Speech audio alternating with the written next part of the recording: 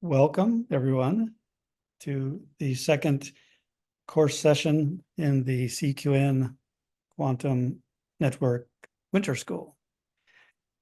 I want to make a couple of announcements while we're waiting for a few more people to join. The link to the slides that were already prepared for this lecture were sent to you in the same email that provided the link to this webinar, in case you didn't notice that. So you can download those now if you can, or look at them later. And full recordings of all these sessions will be made available and sent to you by a link sometime later in January. And we'll also have updated slide sets in case there are corrections. So with that said, I'd like to introduce myself. I'm Michael Raymer. I'm a professor at the University of Oregon. My research is in quantum optics, quantum information theory, and optical communications. And our co-instructor today is Amy Soudachanh, and she's a PhD candidate working in the group that I co-supervise with Professor Brian Smith. And we work on these areas that I just mentioned. And Amy will be presenting part of this course, and she'll also be monitoring the question and answer box. So please type your questions into the Q&A box, which you can see, I think, at the bottom of your screen probably. And Amy will type answers in real time to those questions, and possibly we'll have some live discussion of some of those questions as we go along. Okay, so with that said, I would launch into our presentation. Okay.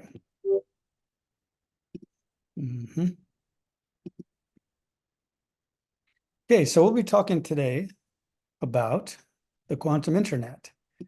We'll talk a little bit about what the quantum internet is, and what it can do and what it cannot do. But we'll also talk a lot about the underlying physics, and especially quantum mechanics, which distinguishes the quantum internet from the classical internet, which we're talking on right now. Of course, we also know that there is no such thing as a quantum internet because it hasn't been built yet. But the ideas have been thought about for at least 20 years now. And there are groups around the world that are building prototype, small-scale versions of quantum networks. And we'll be trying to explain how that works and what it's good for. So these courses are sponsored by the Center for Quantum Networks, which is a National Science Foundation funded consortium of 11 universities, which you can see at the bottom of the screen. And Amy and I are working at the University of Oregon.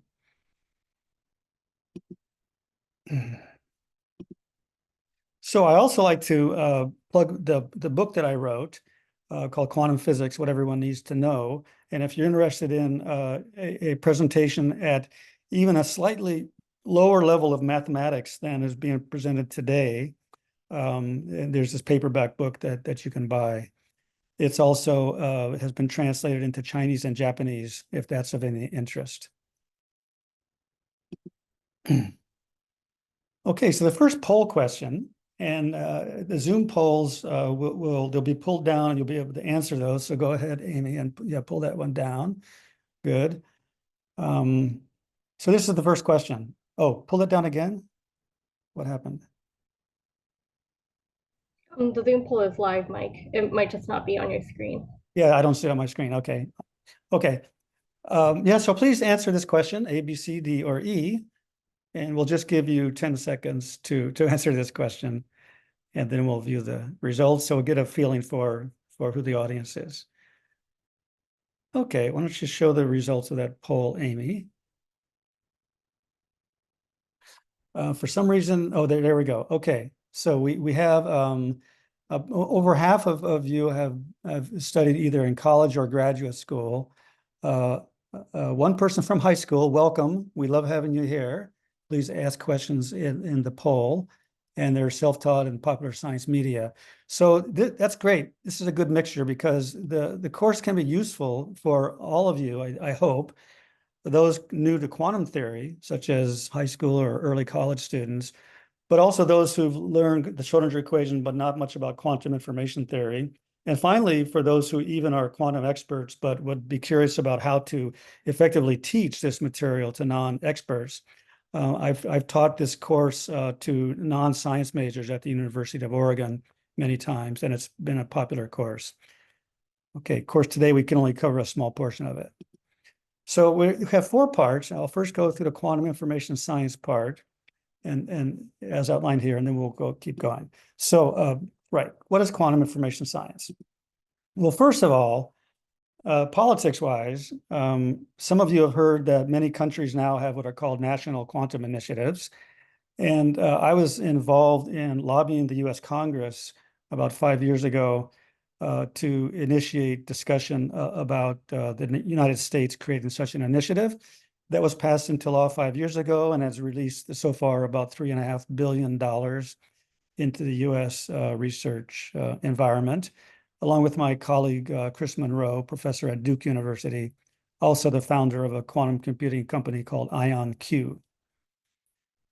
So we've been involved in this quite a bit, trying to figure out, okay, how to, that's not right. How to convince non-experts, especially politicians that control funding, that quantum information science is a growing and critical area for the future. Well, we have these 3 areas. We have quantum computing, which can be used for these kind of tasks. And in principle, if quantum computers can be built successfully, and we're getting quite close to that now, I would say maybe another 10 years, and we'll have some good work in quantum computers. They can solve problems that are listed here far more quickly and efficiently than digital computers can. In fact, in some cases, they can solve problems that it would take thousands of years for a digital computer to solve. We think, ideally, in theory. There's also a field called quantum sensing.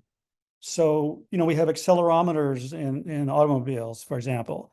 You can build quantum-based accelerometers that are more sensitive than those we use in automobiles or ships or submarines. You could use those for GPS-free navigation, for example. Or you can measure materials. You can do a lot of things like biomedical imaging. And by using quantum techniques, you can, of course, communicate between 2 different distant locations, just like we're doing now, but using quantum techniques. And that will allow a secure data encryption, remote quantum computing, which means that I can log on from my laptop, no, not my laptop, but from my laboratory device to a remote quantum computer and send qubits to a remote computer, have them processed, and have them sent back to me in the form of qubits, not in the form of digital data. Likewise, 2 quantum computers could exchange quantum bits, qubits, across internet, a quantum internet, and do what's called distributed quantum computing, which gives more power than you could have with a single quantum computer. Okay, so all the quantum communication naturally links all of these 3 areas together, because all these 3 areas would like to talk to each other. You'd like to talk to the sensors that are in remote locations. You'd like to talk to remote computers. So quantum communication is really the backbone that links everything together. Okay, so now a little review for beginners.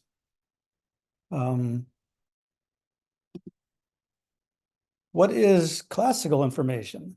This is a topic that goes back to 1948, as I say at the bottom of the screen here. Claude Shannon worked out a mathematical theory of communication. So the question is, how much information are you sending per second? And we normally call that, like megabytes or megabits per second or gigabytes per second when you're talking about the internet. Those symbols being sent are called technical information. They don't necessarily carry meaning because you don't necessarily know how to translate those bits into a meaningful sentence or an image. But if you have the technical information, which are just the raw bits, and you also have the rules, the algorithms to translate that into meaningful knowledge, then you can generate or create semantic information. Those are 2 different things. Now, I'm sure you all know that decimal numbers are encoded into binary numbers, which are bits. And here's an example. Using 4 bits, you can represent any digital number between 0 and 10. And more, actually, a lot more, but that just shows you the first 10 right there. Okay, so each of these bits can have a value only 0 or 1. but they're code words that represent something else. Okay, what is a bit? In an ordinary digital conventional computer, a switch, like a light switch up or down, can store 1 bit. So let's say the switch up is 1, represents a 1, down is a 0. So the point is you need to have a physical object, such as a switch or an electronic device like a capacitor or a transistor, to physically store the value of the bit. The bit is a mathematical abstract object, but to actually represent it, store it, you need a physical object. So in classical computing, we use so-called classical objects like capacitors, transistors. But in quantum information, we have to store bits in a very different way, and that's what we'll talk about today. Now, the word state refers to the condition of the switch. It's like the State of the Union, speech or something. It's just what is the condition of it? So the classical state of a switch is just up or down. Okay, now let's consider a memory cell that contains 2 classical bits. So this is a very low-cost memory. It only has 2 bits, but each of those switches can be up or down. The question is, how many possibilities for switch settings are there? So I'll give you 30 seconds to answer this question, then we'll look at your responses. And Amy, you can monitor the percentage of responses. If it gets above 80%, then you can just show the result. Yep, sounds good.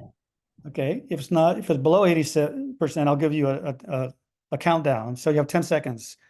9, 8, 7, 6, 5, 4, 3, vote. And okay, show the result. And the answer is most people voted for 4, and of course that's correct. And of course you can have up, you can have down down, you can have down up, you can have up down, you can have up up. Those are the 4 possibilities for a single memory cell. And if I showed them all on one picture, it looks like that. So that's the state represents the combination of the values. In this case, combined 2 bits together. Okay, if there's 3 switches, how many unique combinations are there? 30 seconds. Go ahead and show the poll box. Launching the poll right now, Mike. Okay. Now I see it. Okay, everybody vote and show the result. Most people said 8, and that is correct. And one way to think about this is 2 times 2 times 2. Each switch has 2 possibilities. You multiply those together, you get 8. There are 8 unique possible combinations. You can list them all out. All the way from 0, 0, 0, all the way up to 1, 1, 1. Okay. Now, if there are n switches, n could be a some large number, could be 1, 2, 3, 4, 5, 6, 7, 8, 9, 10. Then this here shows you how many unique combinations there are. And for example, with 8 switches, there are 256, and 8 bits together is called 1 byte. So each of these, values 0 and 1 is called 1 bit. We have 8 bits, that's 1 byte. Okay, now let's go to quantum information science. The difference here is we now have something called state superposition and something called quantum state entanglement. So let's first talk about superposition. So in quantum mechanics, we use this nice little bracket symbol with a number inside of it to indicate the quantum state. And so the switch up could be a 0 and the switch down could be a 1 or vice versa. I think I swapped those numbers for no reason, typo probably. But the plus sign in the middle means in superposition with. So whenever you see that plus, don't think of it as plus, think of it as in superposition with. It's not really a mathematical operation between 2 physical objects. It's describing the state. And the way we represent that state is we have a variable x, which is between 0 and 1, some value, could be 0.5. We have another variable called y, could be some other number, say 0.5 or 0.6. And we multiply those times these 2 possible states, the 0 and 1. And I'll put a question mark there because you can't draw the picture up or down. It's in a superposition. Now, it's not true that it's in both up and down simultaneously. It's more like it's in neither up or down until you look at it. Then then some kind of measurement determines whether it's up or down. But before you measure it or before you look at it, it's neither really up nor down. However, when you measure it, the qubit either gives up or down, 1 or 0. And this is true randomness. It's inherent in nature. It's not due to a lack of human knowledge. It's not due to some hidden microscopic mechanisms that's switching the switch around. We think it's a truly inherent property of the universe that when you have a superposition and then you measure it, you get a truly random number. And in fact, they're so random that you can actually use such a device, not really switches, but with qubits, which are photons. You can actually use that to generate random numbers, which are very useful for encryption and other purposes. Okay. So as I said, you get some randomness, but the question is, what is the probability to observe the switch up or down? So the rule, you can think of it simply as the Pythagorean theorem, which actually was earlier discovered in Babylonia in the very first, well, one of the very first human civilizations. And that's y squared plus x squared equals the hypotenuse length squared, which in this case is 1. So if you think about it, probability total should be 1, right? Should either be in here or here, should be like 25% plus 75% is 1, or 50% plus 50% is 100%, for example. So it turns out that Max Born, a quantum physicist 100 years ago, figured out that if you represent the state this way, x times the 0 bracket plus y times the 1 bracket, the probabilities are the square of those numbers. So if you like, the numbers x and y are the square root of the probabilities. And I'll show you why the reason that's good is because you have this nice triangle with the Pythagorean theorem to visualize that. And we'll do more with that later. Okay, so here's the question. A qubit is in a superposition 3/5 of the 0 state plus, I said plus, I should have said in superposition with 4/5 of the 1 state. What's the probability you'll get the 0 state if you measure it? Okay, go ahead and show the results. Very good. That is correct, 9/25. And that's simply because that is the square. It is the square of 3/5. 3/5 squared is 9/25, which is about 36%. By the way, the probability to observe the 1 is the other possibility. That's 4/5 squared, which is 0.64. If you add those together, you get, you get 1, as it has to be. Okay. So now what if we have 2 switches? See, this is different than having 1 switch that has 2 possible states. Here we have 2 switches. Each switch has 2 possible states. So classically, there's 4 possibilities: up, up, up, down, up, or down, down.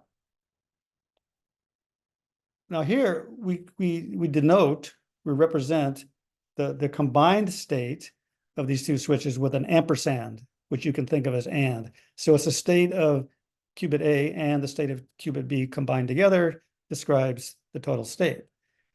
Now the strange thing though, unlike in classical theory, we can also have a superposition, this plus sign down here, of 2 possible combined states. So for example, we could have switch A is 1 and switch B is 1 in superposition with switch A is 0 and switch B is 0. That kind of state is called an entangled state. And it's possible in quantum physics, but not in classical physics. So you can never have that with real light switches. Okay. We'll get back to that in detail. Now, how to represent quantum states or qubits with physical objects. Here I show a photograph.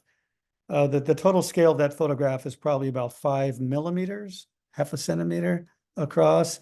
So you're looking here in a magnified view, and inside that magnified view is a further magnified view, and each of those red dots is a single atom. And the reason that the camera can take a picture of an atom is because when you shine laser light at an atom, it can scatter 1 million photons per second. And those photons can be collected with a lens and imaged onto a camera. So you can actually see, even with your own naked eye, you can see the single photon. if you shine a laser at it. So here we have 51 individual ions. They're atoms, but they have one electron removed, so they have a plus charge. And that's why they're called ions. That's also why you can trap them using electric and magnetic fields. Now, each one of these ions has an electron inside of it, which is spinning, either clockwise or counterclockwise. So let's zoom in on one atom, one ion, and let's just represent with these spinning tops, which you can buy at foreverspin.com. The spin, if you spin it with a vertical axis, as I've shown, it can be clockwise, which represents a 1, or counterclockwise, which represents a 0. And you could think of individual electrons as having this kind of spin. So it's two states. So it's like binary. It's like 0 and 1. So it's a bit, but it's also a quantum object. So we call it a qubit, a quantum bit. Okay. Now, for a single electron in a single ion, you can have a superposition state. So that single electron can be in a superposition of spinning clockwise as well as spinning counterclockwise. So what does this mean? Okay, we're not talking about entanglement here. We're talking about superposition of a single electron. Okay, let's talk about the measurement process. Measurement is really important in quantum mechanics because it's quite different than it is in classical physics. So at the top line here, let's say, for example, we have this electron and we spin it, or we prepare it using lasers so it spins in a clockwise sense around this vertical axis, which I call the 0-degree rotation axis. If we measure it, we ask, is it spinning clockwise or counterclockwise with respect to the vertical axis? We will obtain, of course, 100% probability that it's clockwise, because that's what it is. However, if we take that spin and we tilt the axis by 90 degrees, so now it's spinning clockwise around this horizontal axis, which I call the 90-degree axis, and then we measure it in the vertical direction. We ask it, are you spinning clockwise in the vertical direction or counterclockwise in the vertical direction? Well, classically, that doesn't make a lot of sense, right? But in quantum mechanics, you can ask that question and make that measurement. And you'll find 50% probability it's going to be clockwise, or 50% probability it'll be counterclockwise. That's the nature of a superposition. Another example is if we take that vertical axis, clockwise spinning electron, and we tilt the axis to 30 degrees, and then we measure it, whether it's spinning in a vertical sense, clockwise, or vertical sense, counterclockwise, we'll find that this is 80% of the time we measure it. If we do this experiment many times, repeat it, 80% of the time we'll get clockwise, and 20% we'll get counterclockwise. Notice that the probabilities add to 1 again. Okay. Now, why is it 80%? Why is it more likely to find it clockwise? And the answer is because 30 degrees axis is closer to vertical. It's closer to vertical than to horizontal. So the more similar it is to the original thing you're trying to measure it in other words, the more similar this tilted axis is to the vertical axis, the more likely when you measure it, you're going to get clockwise, because that's how it's spinning along the axis. Okay, if we prepare on a 0-degree axis and measure on a 30-degree axis, this is the same question just asked in a different way. If we prepare it spinning clockwise in the vertical axis, but we now use a device that measures, is it spinning clockwise relative to the tilted axis or counterclockwise relative to the tilted axis, will it get 80% and 20%? Now, so normally, well, we call these possible results measurement outcomes. Now, again, this has not really happened in the classical physics. So you don't have any intuition for this yet if you haven't studied this. Of course, for you graduate students, you already know what I'm talking about. But for your high school students, you might not know what I'm talking about. So we're going to keep going slowly here. Okay, so what this means is that the horizontally oriented clockwise rotation really means 50% clockwise vertical in superposition with 50% counterclockwise vertical. So we can write this way. And I should have put 1 over square root of 2 here, and 1 over square root of 2 here, and 1 over square root of 2 here, and 1 over square root of 2 here. So you can pencil that in if you print these out. Because if I square the 1 over square root of 2, I get 0.5. That's the 50%. So I could put x and y here, and each x and y would equal the 1 over square root of 2. That's just an omission on my part. Okay, now, normally you measure these by repeating the same experiment 1,000 times. But what if you just have one electron? What if I have one electron and I prepare it spinning like this clockwise in the horizontal axis, and I hand you the electron and say, do you want to bet some money on what happens if you measure it in the vertical axis? You only get one try. So you have to use quantum mechanics to predict, well, to figure out what should be your probability for making a single measurement. We call it a single trial. And the answer is the same. It's still 50-50. So either way you voted, in this case, you wouldn't win.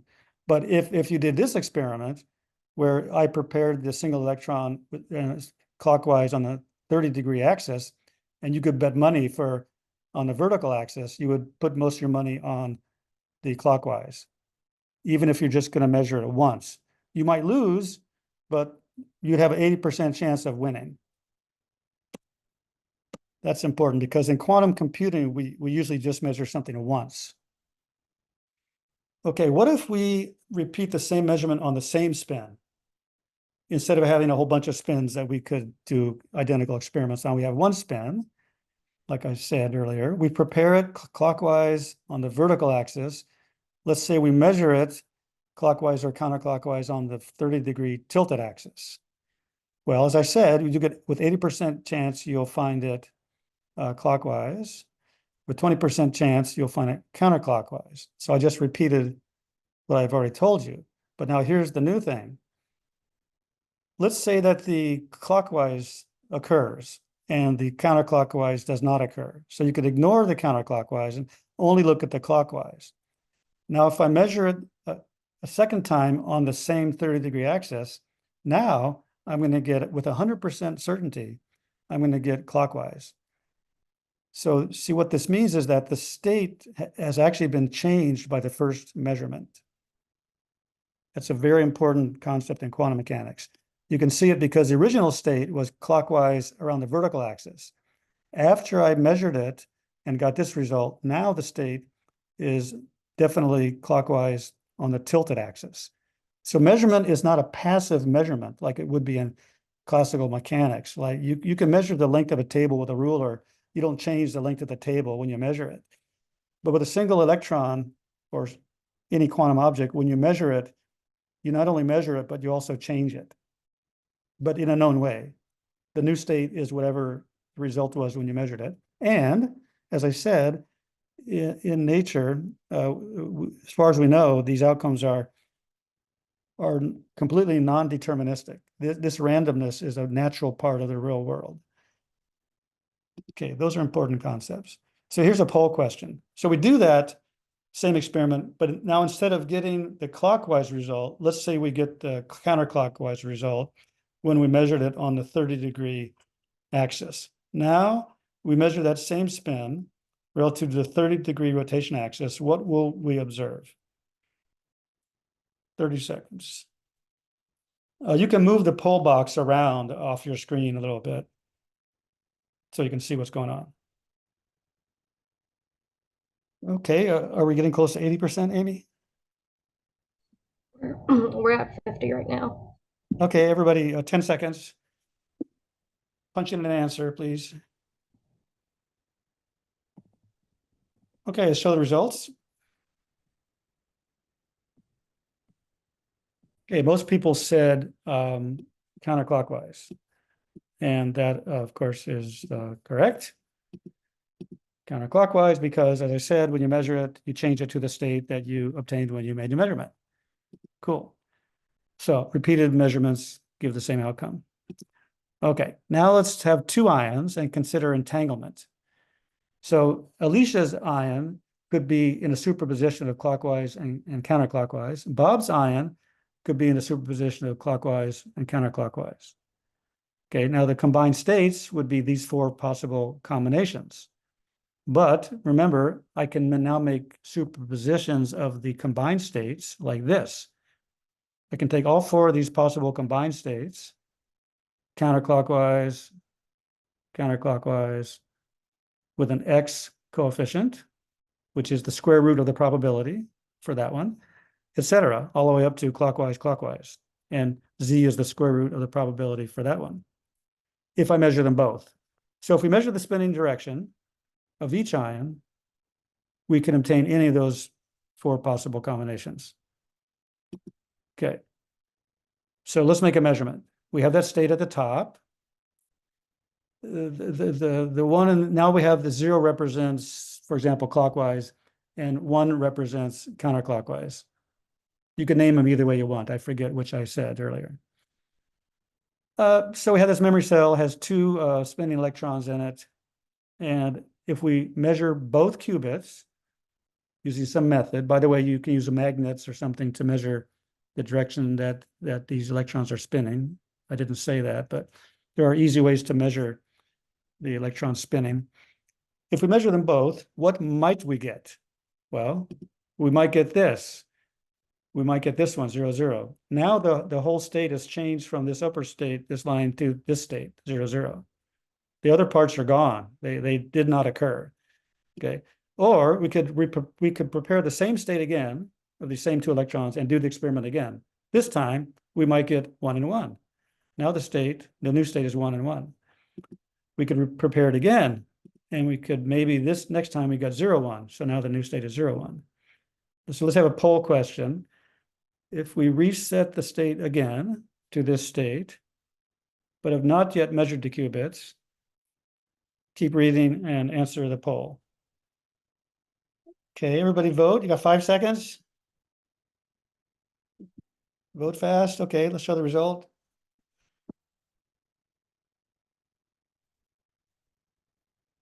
Show result, Amy? I'm not seeing it. Yeah, most people said y squared. That is correct. And I'll explain why that is. Because these numbers, x, y, w, and z, are the square root of the probabilities. So y is the square root of the probability to get 0 for the a qubit and 1 for the b qubit if you measure them both. So y squared is the probability. Okay. Just absorb that for a second if you didn't get the right answer. Those coefficients are numbers that are square root of probabilities, but the sum of all the probabilities has to add up to 1. Okay. Now, we talk more about this. I'm just repeating what I just said. Okay. So this is called Born's rule, named after Max Born, who worked out this probability theory for quantum mechanics. Now, the fact that we're using plus signs here, and I say these plus signs mean superposition with, is actually a deep mathematical point, which we might get to later. But for now, just think of it as superposition. Okay, and again, I'll put questions into the Q&A box if you have them, and Amy will try to type the answers. Now let's do poll question 7. The state is at the top. Notice there's only 2 of the possibilities, not all 4 for these 2 qubits. This is just an example. So please read and answer this question. And click as soon as you know the answer so we can move along. Okay, reveal results.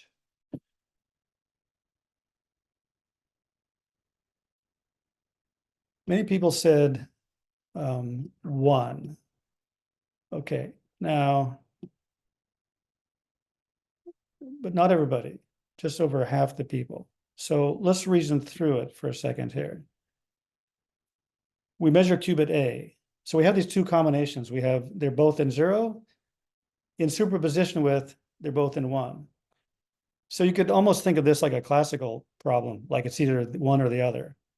And the reason you can do that is because we're measuring both qubits. You get outcomes. So you could never get 0 and combined with 1. You can never get 1 combined with 0. But now if you just measure qubit A and you see 1, well, this part of the state is associated with both of them being 1. This part of the state is associated with both of them being 0. So if I measure just the A qubit and I get the 1, I know that it must be partnered with the B qubit also with a 1. So the answer should be 1, B equals 1, which means it switches up. Okay. Now, another question, similar. Go ahead and just read that one and answer the best of your ability. Okay, let's show the result. People thought. Okay, most people thought it was infer, and that is correct. So the reason that's correct is that, and really I did not tell you the answer to this one in advance. I'm kind of leading you along. I hope you find that not too stressful.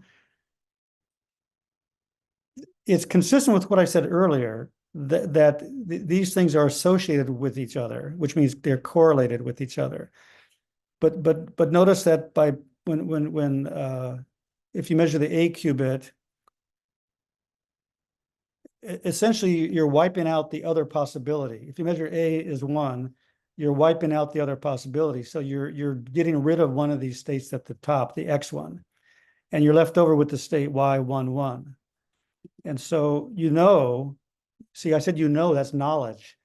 That's what infer means. Infer means that you use a logical mental process in your brain to think about it and to decide or to infer or to conclude what the B must be in.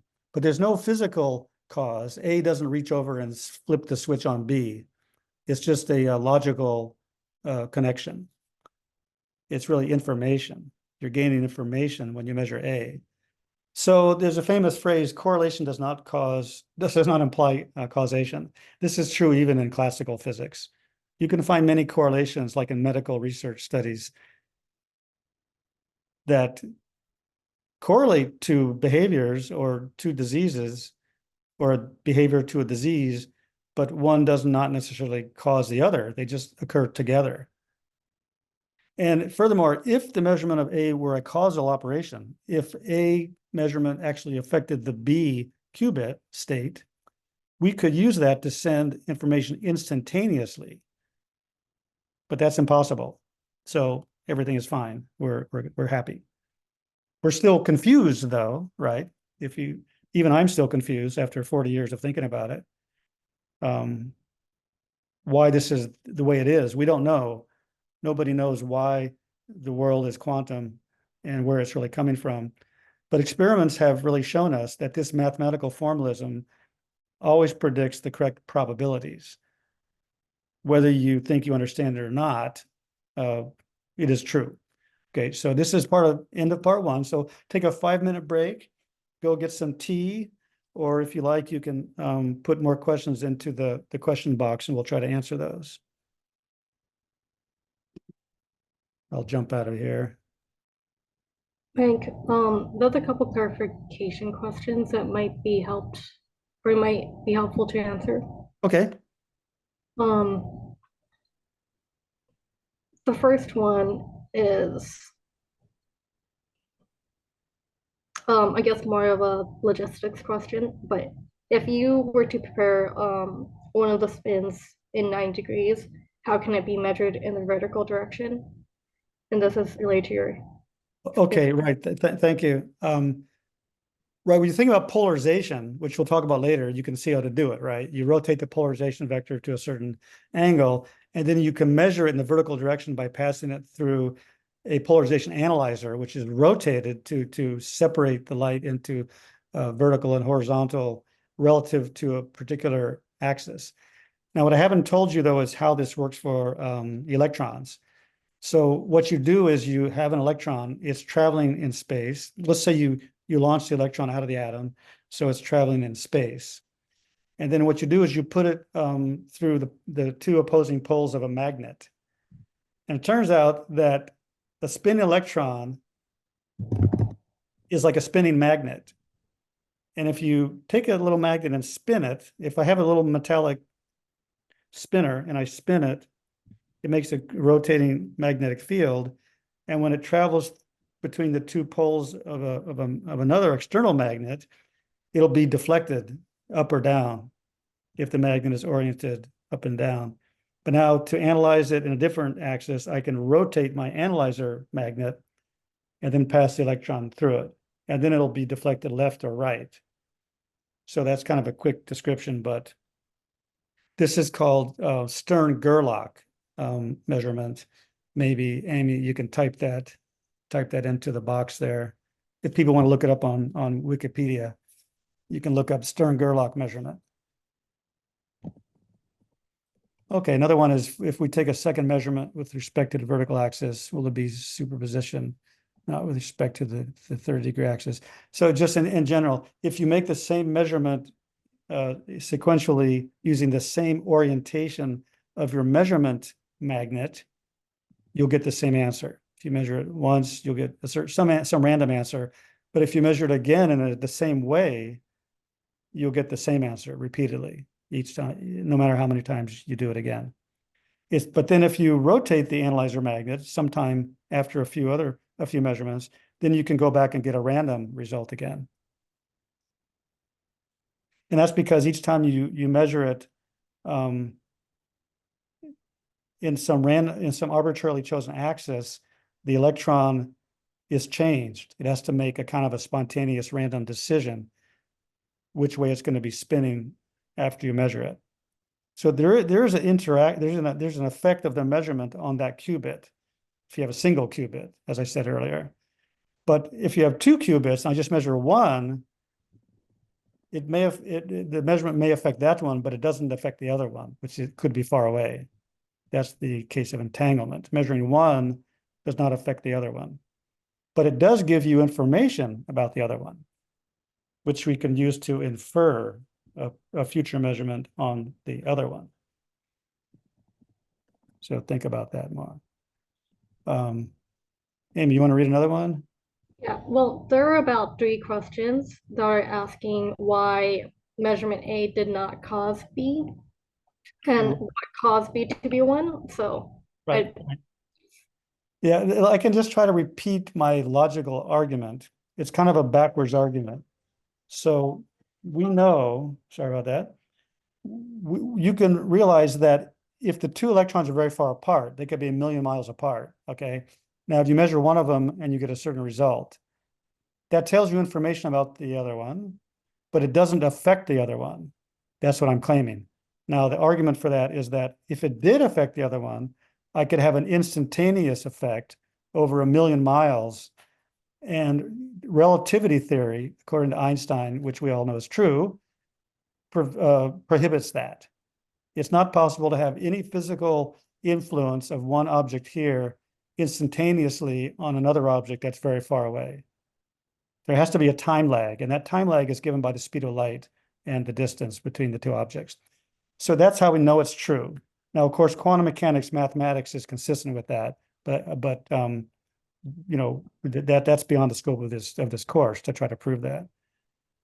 You could take it as an axiom or a hypothesis of the theory, but why do we use a hypothesis? Because it agrees with known experiments.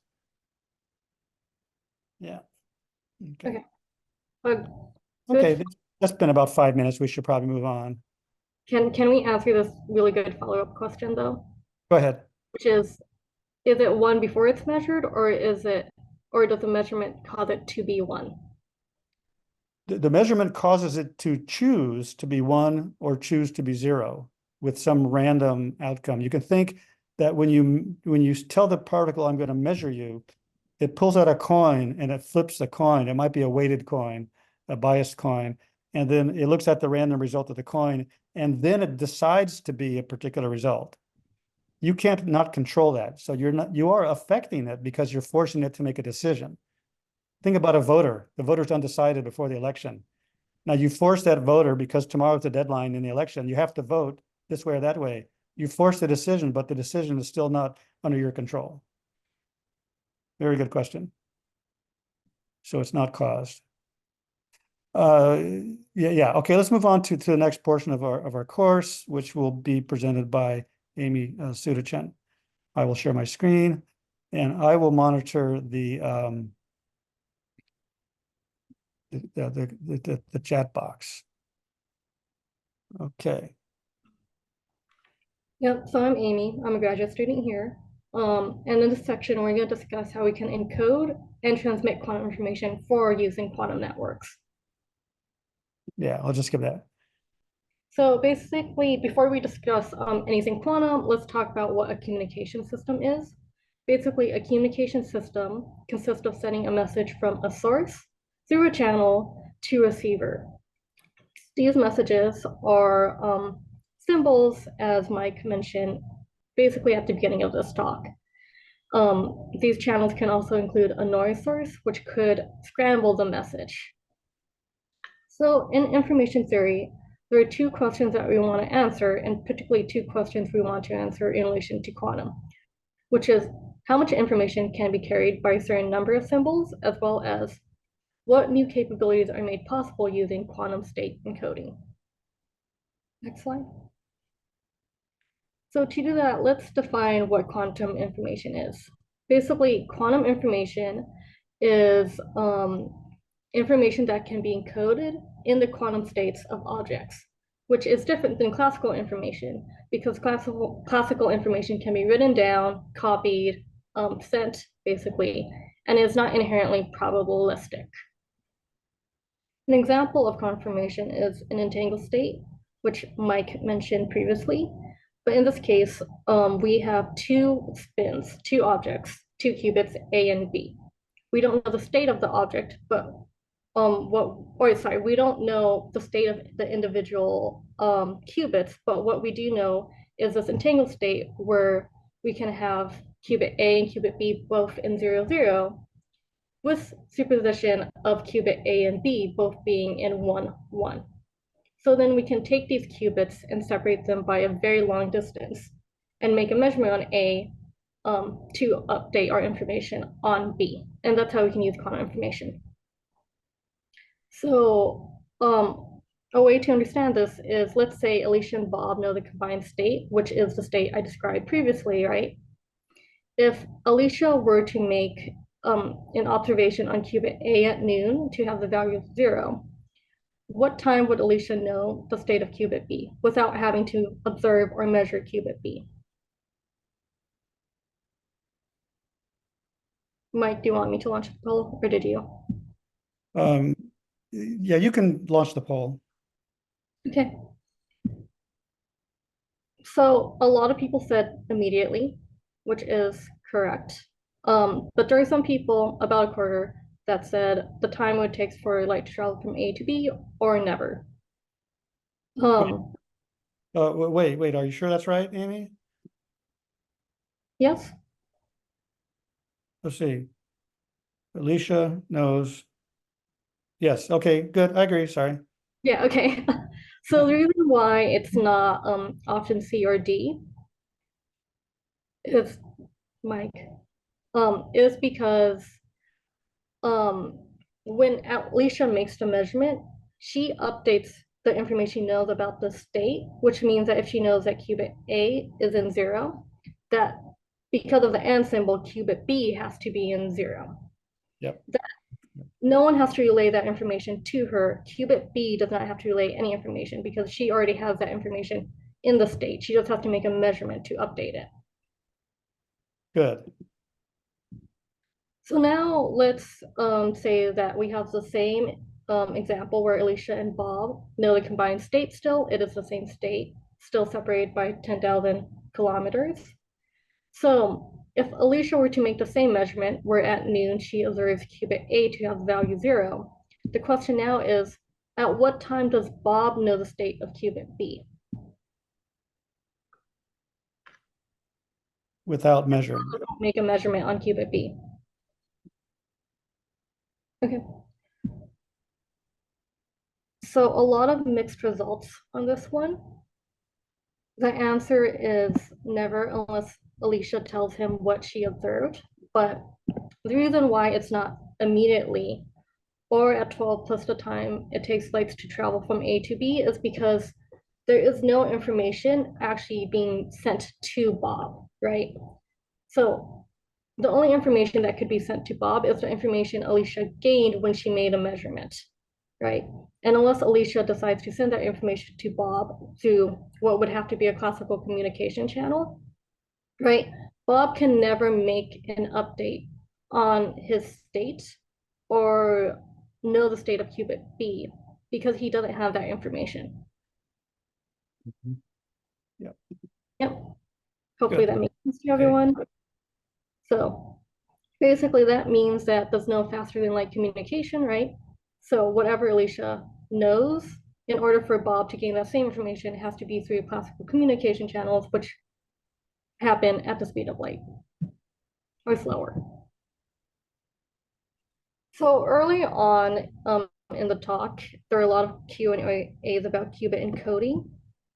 And basically, qubits can be encoded in various ways. So basically, physical objects have different ways they can have or store quantum information.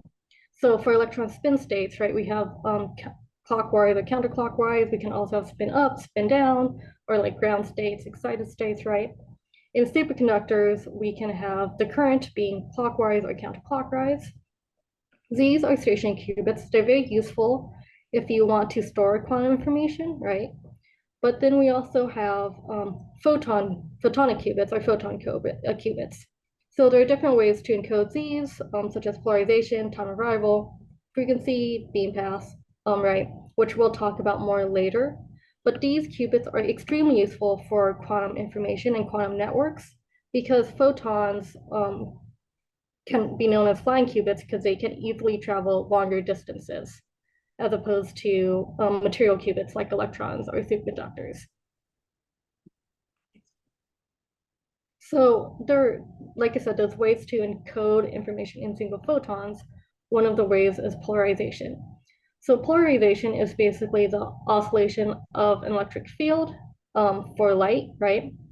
In our case, there's two types of polarizations we'll talk about. The vertical polarization, which we'll name as state 1, or the horizontal polarization, which we'll name as state 0. These are the states of our qubit. In order to make a measurement on these qubits, what we can use is called a polarizing beam splitter, which physically in our world could be a calcite crystal. And what it does is it takes whatever beam you have and splits it into two different beam paths based on the polarization of that light. And they can measure which path the photons hit with detectors, and that determines basically what your qubit was in. So, like I said, we can use V and H as our states, but we can also have superposition states, right? So we have our diagonal superposition state, which is H in superposition with V, or we can have our anti-diagonal state, which is where you just have a phase change. See this negative on H, right? And so now we have still superposition state, but it's in basically the anti-diagonal direction. The interesting thing is polarization can be oriented in any direction along this square, basically, as long as your probabilities x squared plus y squared is equal to 1. So this comes to a question of, how many states could you actually encode in a qubit that is h plus y v? And I am launching the poll now. So a lot of people said an infinite number, which is correct. And this is different than classical mechanics, right? Where with the switch states, if you had one switch, you only had a finite number of encoding, right? But with quantum mechanics, right, you can have any type of state as long as the probabilities, like I said, is x squared plus y squared is equal to 1. So if you wanted to fully describe your state in the real world with measurements, you would have to make an infinite amount of measurement. Next question. So now let's move on to, so if we have a particular value of x and y, so these are exact numbers now, how many bits of information could you get if you made a measurement using, if you measured the photon polarization using an H and V analyzer, which remember earlier was the calcite crystal. So a lot of varied answers. This one's a little bit tricky. As in, the result is you could either get H or V, right? You can't get basically any state, right? But if you were to make one measurement, you can only obtain one value for one qubit. And that is either H or V, not measuring H and V. So basically, if you were to take one measurement on the state, right, you would get one bit of information. That's good, Mike? Yeah. Yep. So if you basically, like I said earlier, if you wanted to fully describe the state, you would have to take an infinite amount of measurement because you only get one bit each time, and you need to basically describe every probability that could happen, which is infinite. Yep. So an unfortunate side to using quantum information is quantum states are extremely fragile. So earlier I talked about phase changes, right? So when your qubit interacts with the environment, they can undergo a thing called decoherence, which is a phase change. So in this case, when you say you want to send over a diagonal state of H and V, your phase can actually flip, and instead of a positive V, you have a negative value now, and that turns it into an anti-diagonal state. What this means is this process of decoherence would lead to errors in your communication system when you make measurements, and you make measurements on a state that was not prepared or was scrambled by your communication channel. Next slide. So in the same way, instead of having an entangled a qubit of a single photon, you can actually have entangled states of two photons, right? So if you have a pair of photon qubits A and qubit B, you can actually have what we showed earlier, which has an H and H in superposition with B and V, right? As opposed, which is similar to a state that we showed earlier, the entangled state, which is 0 and 0, and in superposition with 1 and 1. Next slide. Yep.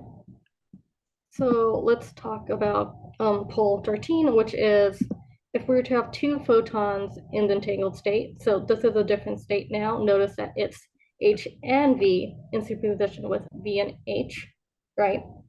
We send photon A to Alice and photon B to Bob. If Bob measures his photon and obtains H, what will Alice observe if she measures her photon using a calcite analyzer, which separates H and V?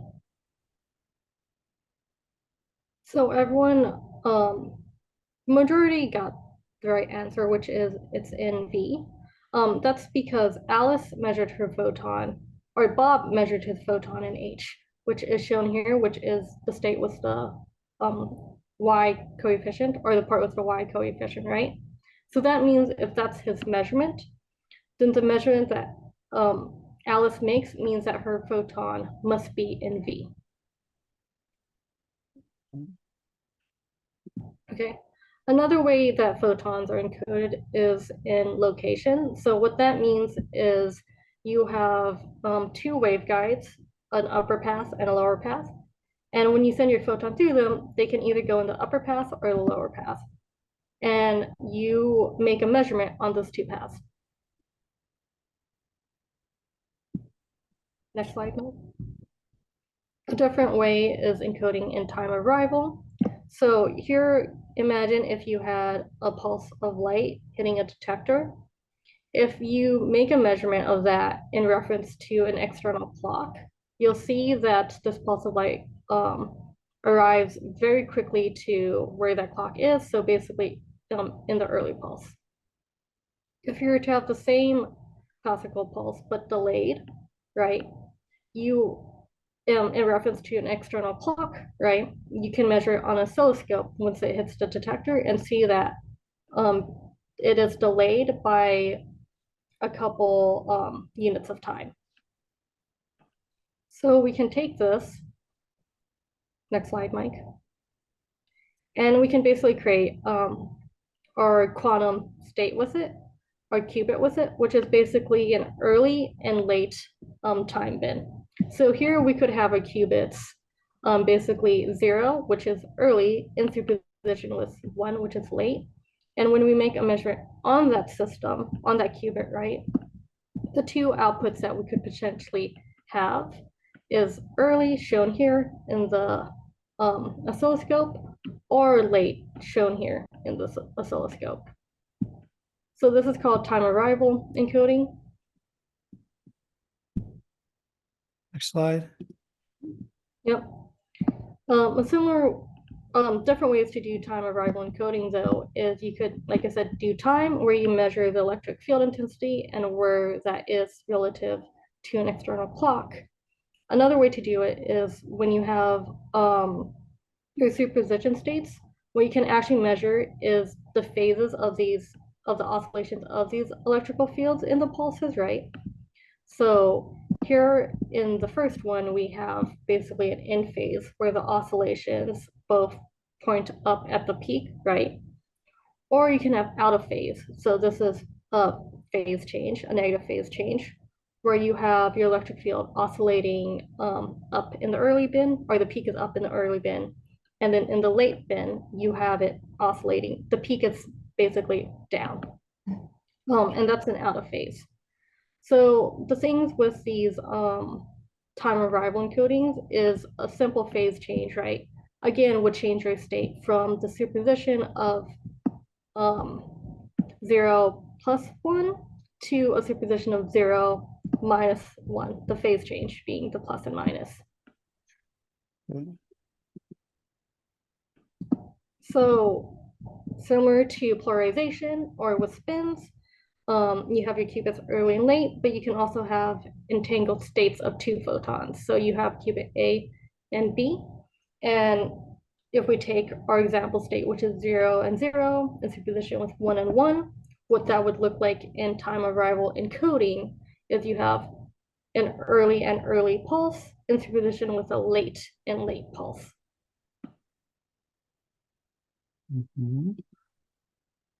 Yep.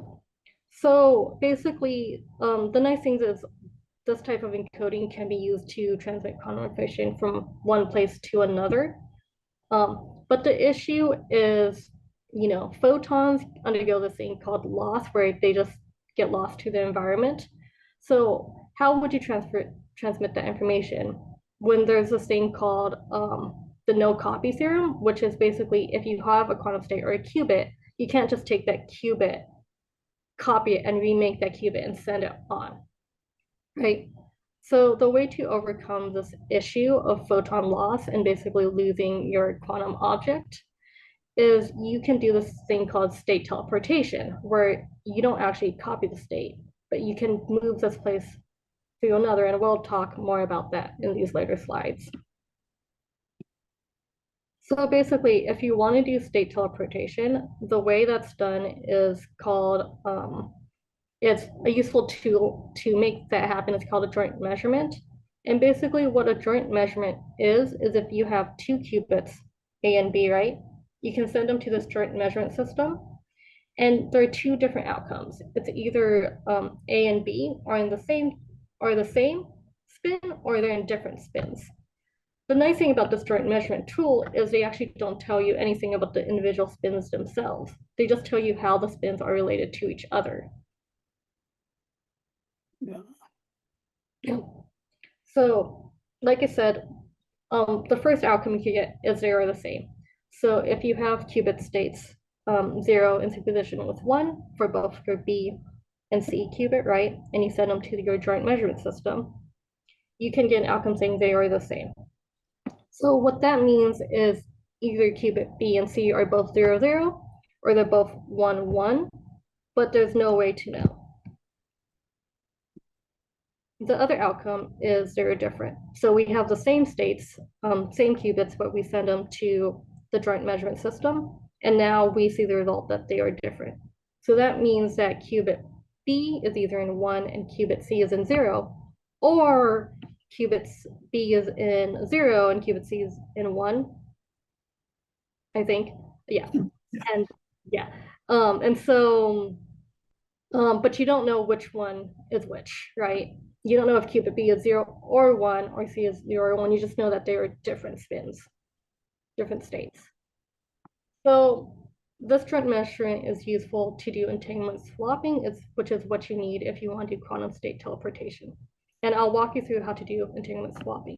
But basically you start with 4 qubits, right? And A and B form the entangled, one of the entangled qubit pairs, basically, and C and D form the other entangled qubit pairs. Now they're both in the same state, which is a 0 and 1 state in superposition with a 1 and 0 state. Okay. Yeah. So what you can do in entanglement swapping is you take a qubit from each of these entangled pairs, right? So you take qubit B from entangled system AB and qubit C from entangled system CD. You make a joint measurement on B and C. A and D can be sent to 2 different places. So like I stated before, the only outcome you can get from this joint measurement is B and C are the same or B and C are different. So let's look at an example where basically B and C are the same, right?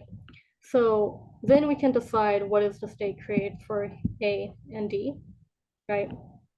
So like I said earlier, if B and C are the same, there are 2 possible cases. The first case is B is in state 1 and C is also in state 1. What that means is let's cross out the state where B is in 0, which is shown here, and the state where C is in 0, because we've made that is a possible measurement that was made, or that could be known from the measurement made, right? And so what we're left with is the state where A is in 0 and D is in 0, because B is in 1 and C is in 1, right? The other case is B is in state 0 and C is in state 0. So they're still the same state, but that's the other case. So we can cross out basically the state where B is in 1 and C is in 1, right? And look at the remaining cases, which is 1 is A is in 1 and D is in 1. We combine our 2 possible cases, and what we get is another entangled state. So basically, A and D are entangled now in 0, 0 with superposition with the 1, 1 state. Hopefully that made sense, because in the next slide, you will be doing this yourself.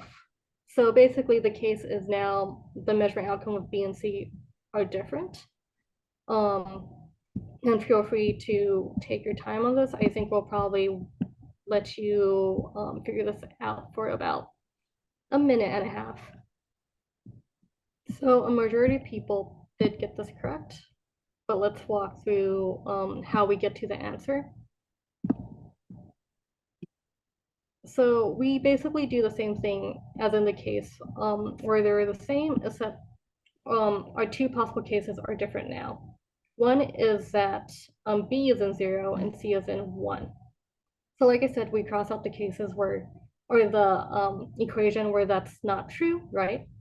So now what we're left with is basically A is in 1 and D is in 0.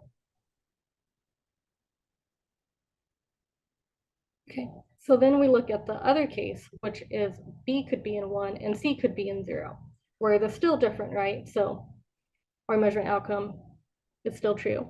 So basically we cross out the 2 parts of the equation where that's not true. So shown here where B is in 0 and D is in and C is in 0.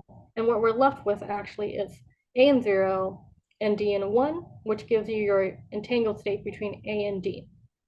So the entangled state between A and D is 1 and 0 in superposition with 0 and 1. This one.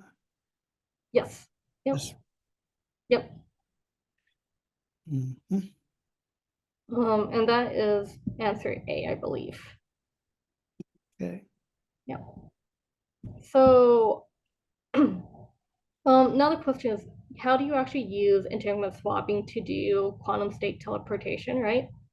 Well, if you have entangled pair of qubits A and B, right, and you want to transfer state B to C,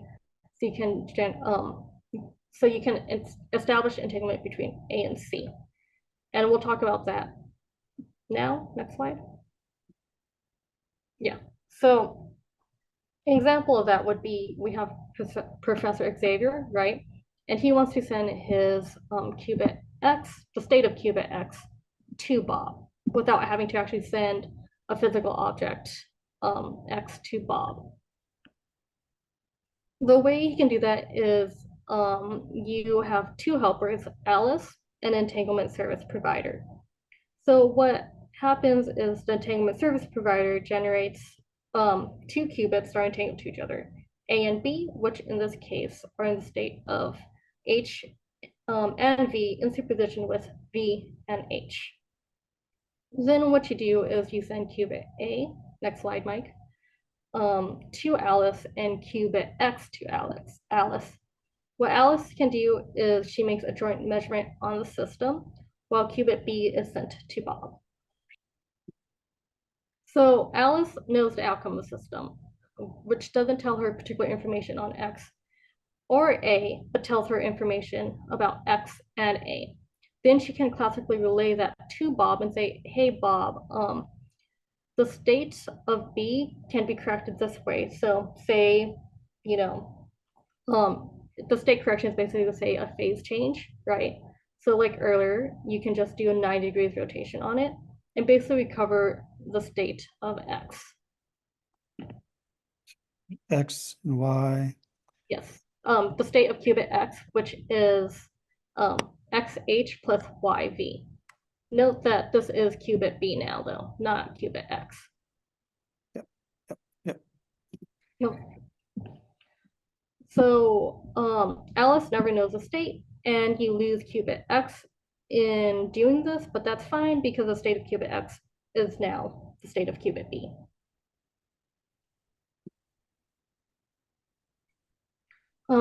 One thing to note is Alice still has to send a classical message to Bob. So this quantum state teleportation is not an instantaneous thing because classical messages do not travel faster than the speed of light, right? So the state correction he makes can only be done after he updates his information after receiving it from Alice. Yeah.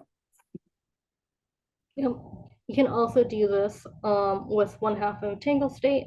So imagine instead of Professor X having qubit X, he has two qubits, qubit X and Y, which are in this entangled state of H and V plus V and H. You can take qubit X again and send it to Alice, right? Where she makes, again, a joint measurement, sends that information to Bob. Bob does basically a state correction.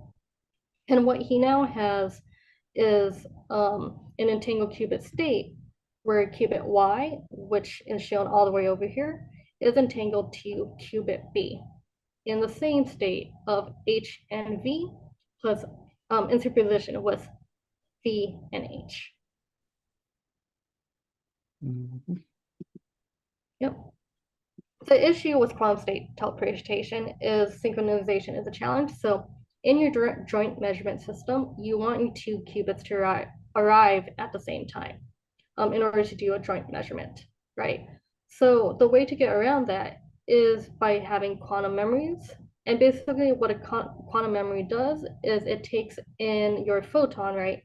And it can store that quantum state and then re-release it at a later time. This solves the synchronization problem because when you send your photon to quantum memory A and your other photon to quantum memory B, it still stores the entanglement between them. It doesn't make any type of measurement, right? Just stores that property. So then once Alice is ready, after she receives a qubit from Professor X, she can pull her qubit from quantum memory A, right, and make that joint measurement. Then Alice can send that information to Bob, and Bob, after he receives that information, which does not travel then faster than the speed of light, can pull that qubit from quantum memory B and then make a state correction into state X, or the state of qubit X. Yep. So that solves the synchronization problem. This is particularly useful if you want to make a quantum network. So basically, a way to make a quantum network is we have satellite-assisted quantum state teleportation. So your entanglement generation could occur on a satellite, and then you can send those two qubits to different places on the globe, right? Store them in quantum memories, and whenever, Professor X is ready and Bob is ready, right? Alice can make a measurement, a joint measurement after being sent those qubits, relay information to Bob, and now Bob has a quantum state that is that could be entangled to, Professor X across the globe. Or it could have been the state of Professor X, depending on what his initial state was. Yeah. So the reason why this is useful is there's a lot of cool things you can do with quantum entanglement distribution in space. Some of that is, the quantum internet. Other things is, entangled clock networks, better sensors, basically for planet Earth, or like even for astrophysics purposes. So, yep. Okay. Excellent. So have a 5-minute break. You can go have a cup of tea, come back in 5 minutes.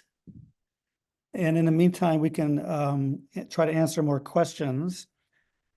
If there are more questions in the Q&A box. Mhm. So let's see here. You can see the questions, Amy, and go ahead and Yeah. let's ignore the top question. What do you mean by state correction? So that's a good question. State correction is basically a process where you could make what we call a transformation on the state. So it's basically a protocol. So instead of knowing what the state should be, Alice could tell Bob, hey, you have the spin, right? Can you just rotate it 180 degrees? And that would be a state correction. Does that make sense, Mike? I think so, yeah. So the idea is that when Alice tells Bob by telephone call what joint measurement outcome she got, Bob now knows what the state of the B particle is. He knows that. That's not true. He doesn't know it. He doesn't know it because he hasn't measured it. Nobody has measured it. But what he does know is enough information to rotate that spin by a certain number of degrees, which Alice tells him.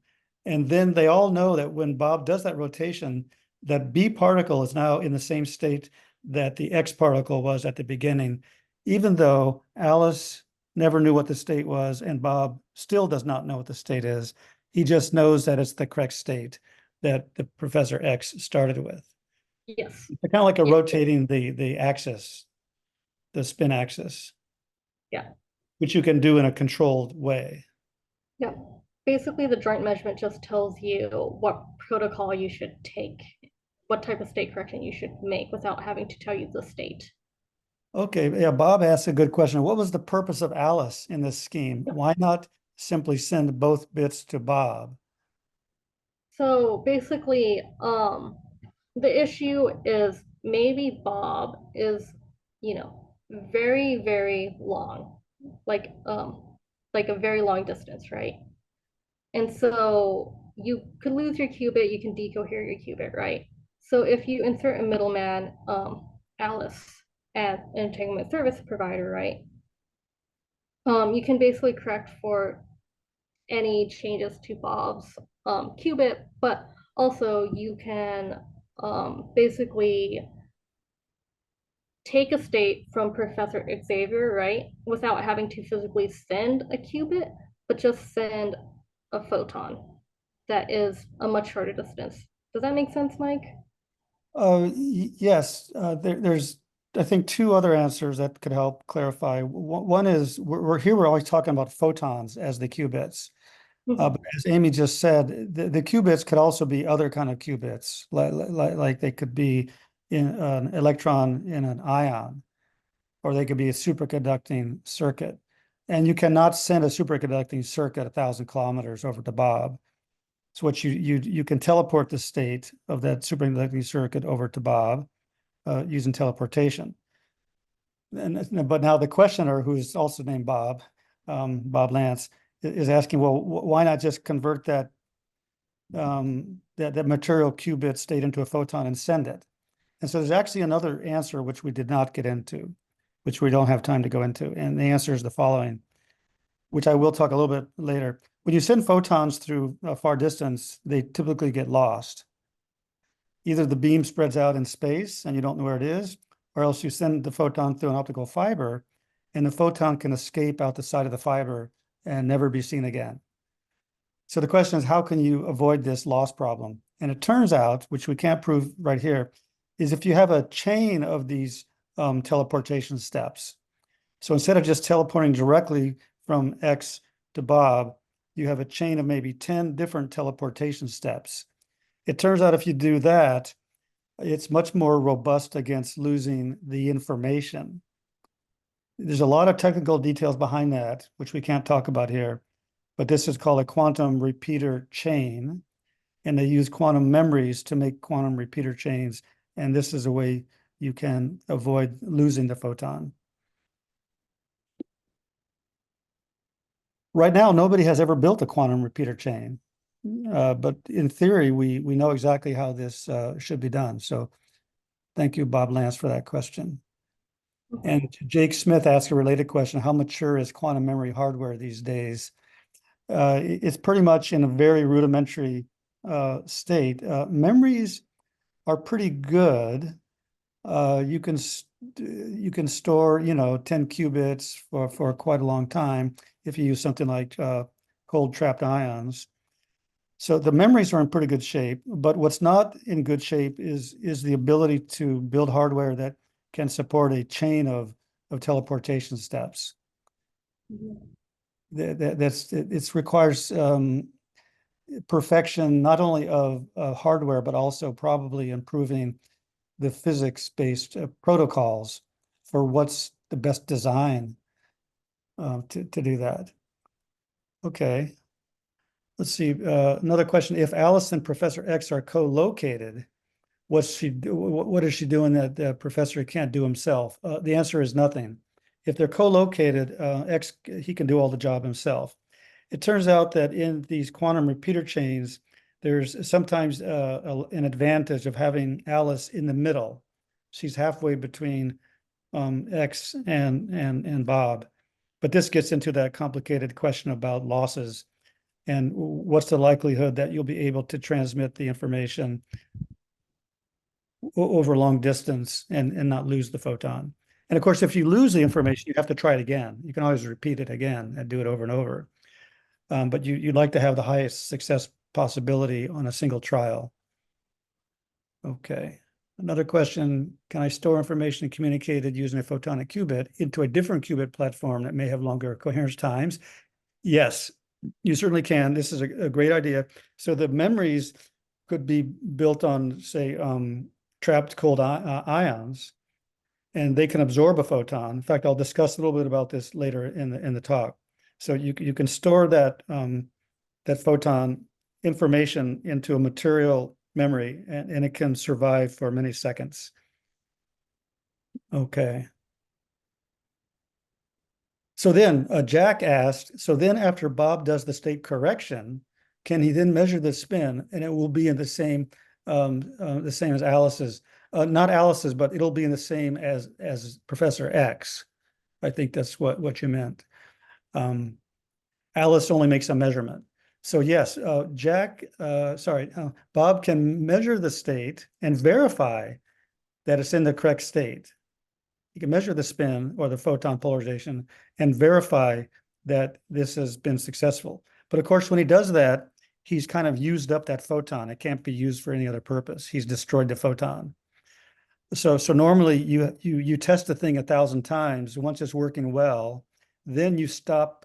Bob stops measuring the photon, and he just uses the photon for some quantum information example. That's right. One more question. If I want to store many qubits in a single quantum memory, how do I know I'm extracting the proper qubit when I want to? You have to store the qubits typically in a different location. So like if the memory is made up of 50 trapped ions, you could store 1 qubit of information in each ion. And then the ions have to be far enough apart spatially so that you can actually go in and focus a laser onto a single ion and read out that information. That's one way to do it. There are other ways to do it, but that's the simplest idea. Okay, thanks for all those great questions. I'm going to turn the Q&A box over to Amy at this point and move on to part 3 of the course. So thanks for all those questions. Keep those coming. So we're going to talk about what's called Bell state measurements. Okay, Bell is John Bell. And so we named the states in honor of him. And I'm going to go into great detail about what a Bell state is and why they're important. Okay, right now it's 1:34. We still have 2 hours, right, Amy? How much more time do we have? An hour and a half, I believe. An hour and a half. 1:30 to 3 o'clock. 2-4. What? 3. 3. Oh, I guess we do have 2 hours. Yeah, we started at locally, we started at noon. Yeah. And we can go for 3.5 hours. So we do have 2 more hours. So I don't have to go super fast. I'll take my time. Of course, for those who didn't understand all of Amy's explanations of answers, everything's going by very rapidly for some people, I'm sure. So yeah, you can look at the lecture notes that we distributed, but the ones we distributed don't have the answers shown because we were hoping to get those to you yesterday, but we didn't get them to you quickly enough. But what I'll do is I'll post another version with all the answers shown, but this will be in about 2 weeks from now. And if you really want to go back and get those, well, we will be sending out links to the updated slides, which will show the answers. Okay, I'll make sure I show the answers for that. And then you can work through it. And actually feel free to send emails to myself or Amy in the future, and we'd be happy to help you understand any material that you didn't understand so far. If you want to visit University of Oregon in Eugene, Oregon, please let me know and we'll try to arrange a visit. Okay, so superposition. Let's talk again about photon polarization. So we're going to be repeating some things here. That's to help us understand it. So again, we have these 4 important states of polarization, V, H, D, and A. But also we have a arbitrary state, the most general state, which is some amount of H added to some amount of V, which gives you a polarization angle that's tilted in the page like that. And notice that in this picture, it's kind of like we're looking from behind the light beam. The light beam is traveling away from us and it's traveling into the computer screen. It's like you're over here on the far left looking into one of these little panels that I have drawn over here. So you can see the orientation. Okay, so understand that. We can separate the H and V with the calcite crystal, but notice that if we take the same calcite crystal and rotate it by 45 degrees, then the same crystal will be separating D polarization and A polarization because they're related to V and H just by a 45-degree rotation. So we can choose our analyzer orientation by just rotating that calcite crystal. So we can measure the polarization in the VH scheme, or we can rotate the crystal and measure the polarization in the DA measurement scheme. So let's consider that. Here we have a calcite crystal. It's oriented so it separates or analyzes in the H and V scheme. And now we have an arbitrary state of polarization. And the X, the H component comes out this beam and the V component comes out this beam. Okay. So how do we use this to make a measurement? Well, a simple way to do it is you just put a movable beam block here and you have two detectors. Or you can just take away the movable beam block and see which detector clicks. So these probabilities, X squared and Y squared, are the probabilities that the top detector will click or the bottom detector will click if there's a single photon. I think I forgot to say it here, but you should make a note that this page refers always to a single photon. So when you have a single photon, you don't really talk about the intensity like you do with a light beam, with a light bulb or with a laser. We know what the energy of the photon is. That's given by quantum mechanics. It's just that we now need to calculate probabilities. Where is that photon going to go and where is it going to be detected? Okay. So again, polarization is a special combination of H and V. It's adding vectors together. You can add this arrow to this arrow and you end up with this diagonal arrow. You can see it's kind of related to the Pythagorean theorem again. So this is a little bit of mathematics, but just done graphically. So when I teach this class, I hand out on pieces of paper these little graph papers, and we use rulers and we measure things and we calculate quantum physics probabilities just by using rulers on paper. So for a single photon, the quantum state of polarization is represented by a polarization vector, which is this red arrow. It always has length 1 because because 1 squared is 1, and that's the probability that we have a photon. So let's assume we have the photon. The symbol is called psi, and we can put it in some direction, which is just the angle of the polarization. But that's actually also the quantum state.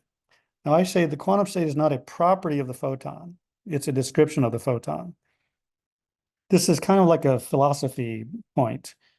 It's that with a laser beam, you have a very high power laser like 1 watt. It has billions of photons every second coming out of it. And you can describe its polarization by a single angle, H or V or D or A or anything in between. That's kind of like a property of the light beam. But you can call it a property only because you have a billion photons. So you measure it, you're really averaging an average. So you're really measuring an average property.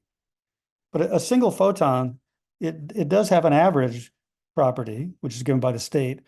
But if you measure it just once, you can't determine that property. You only get an answer.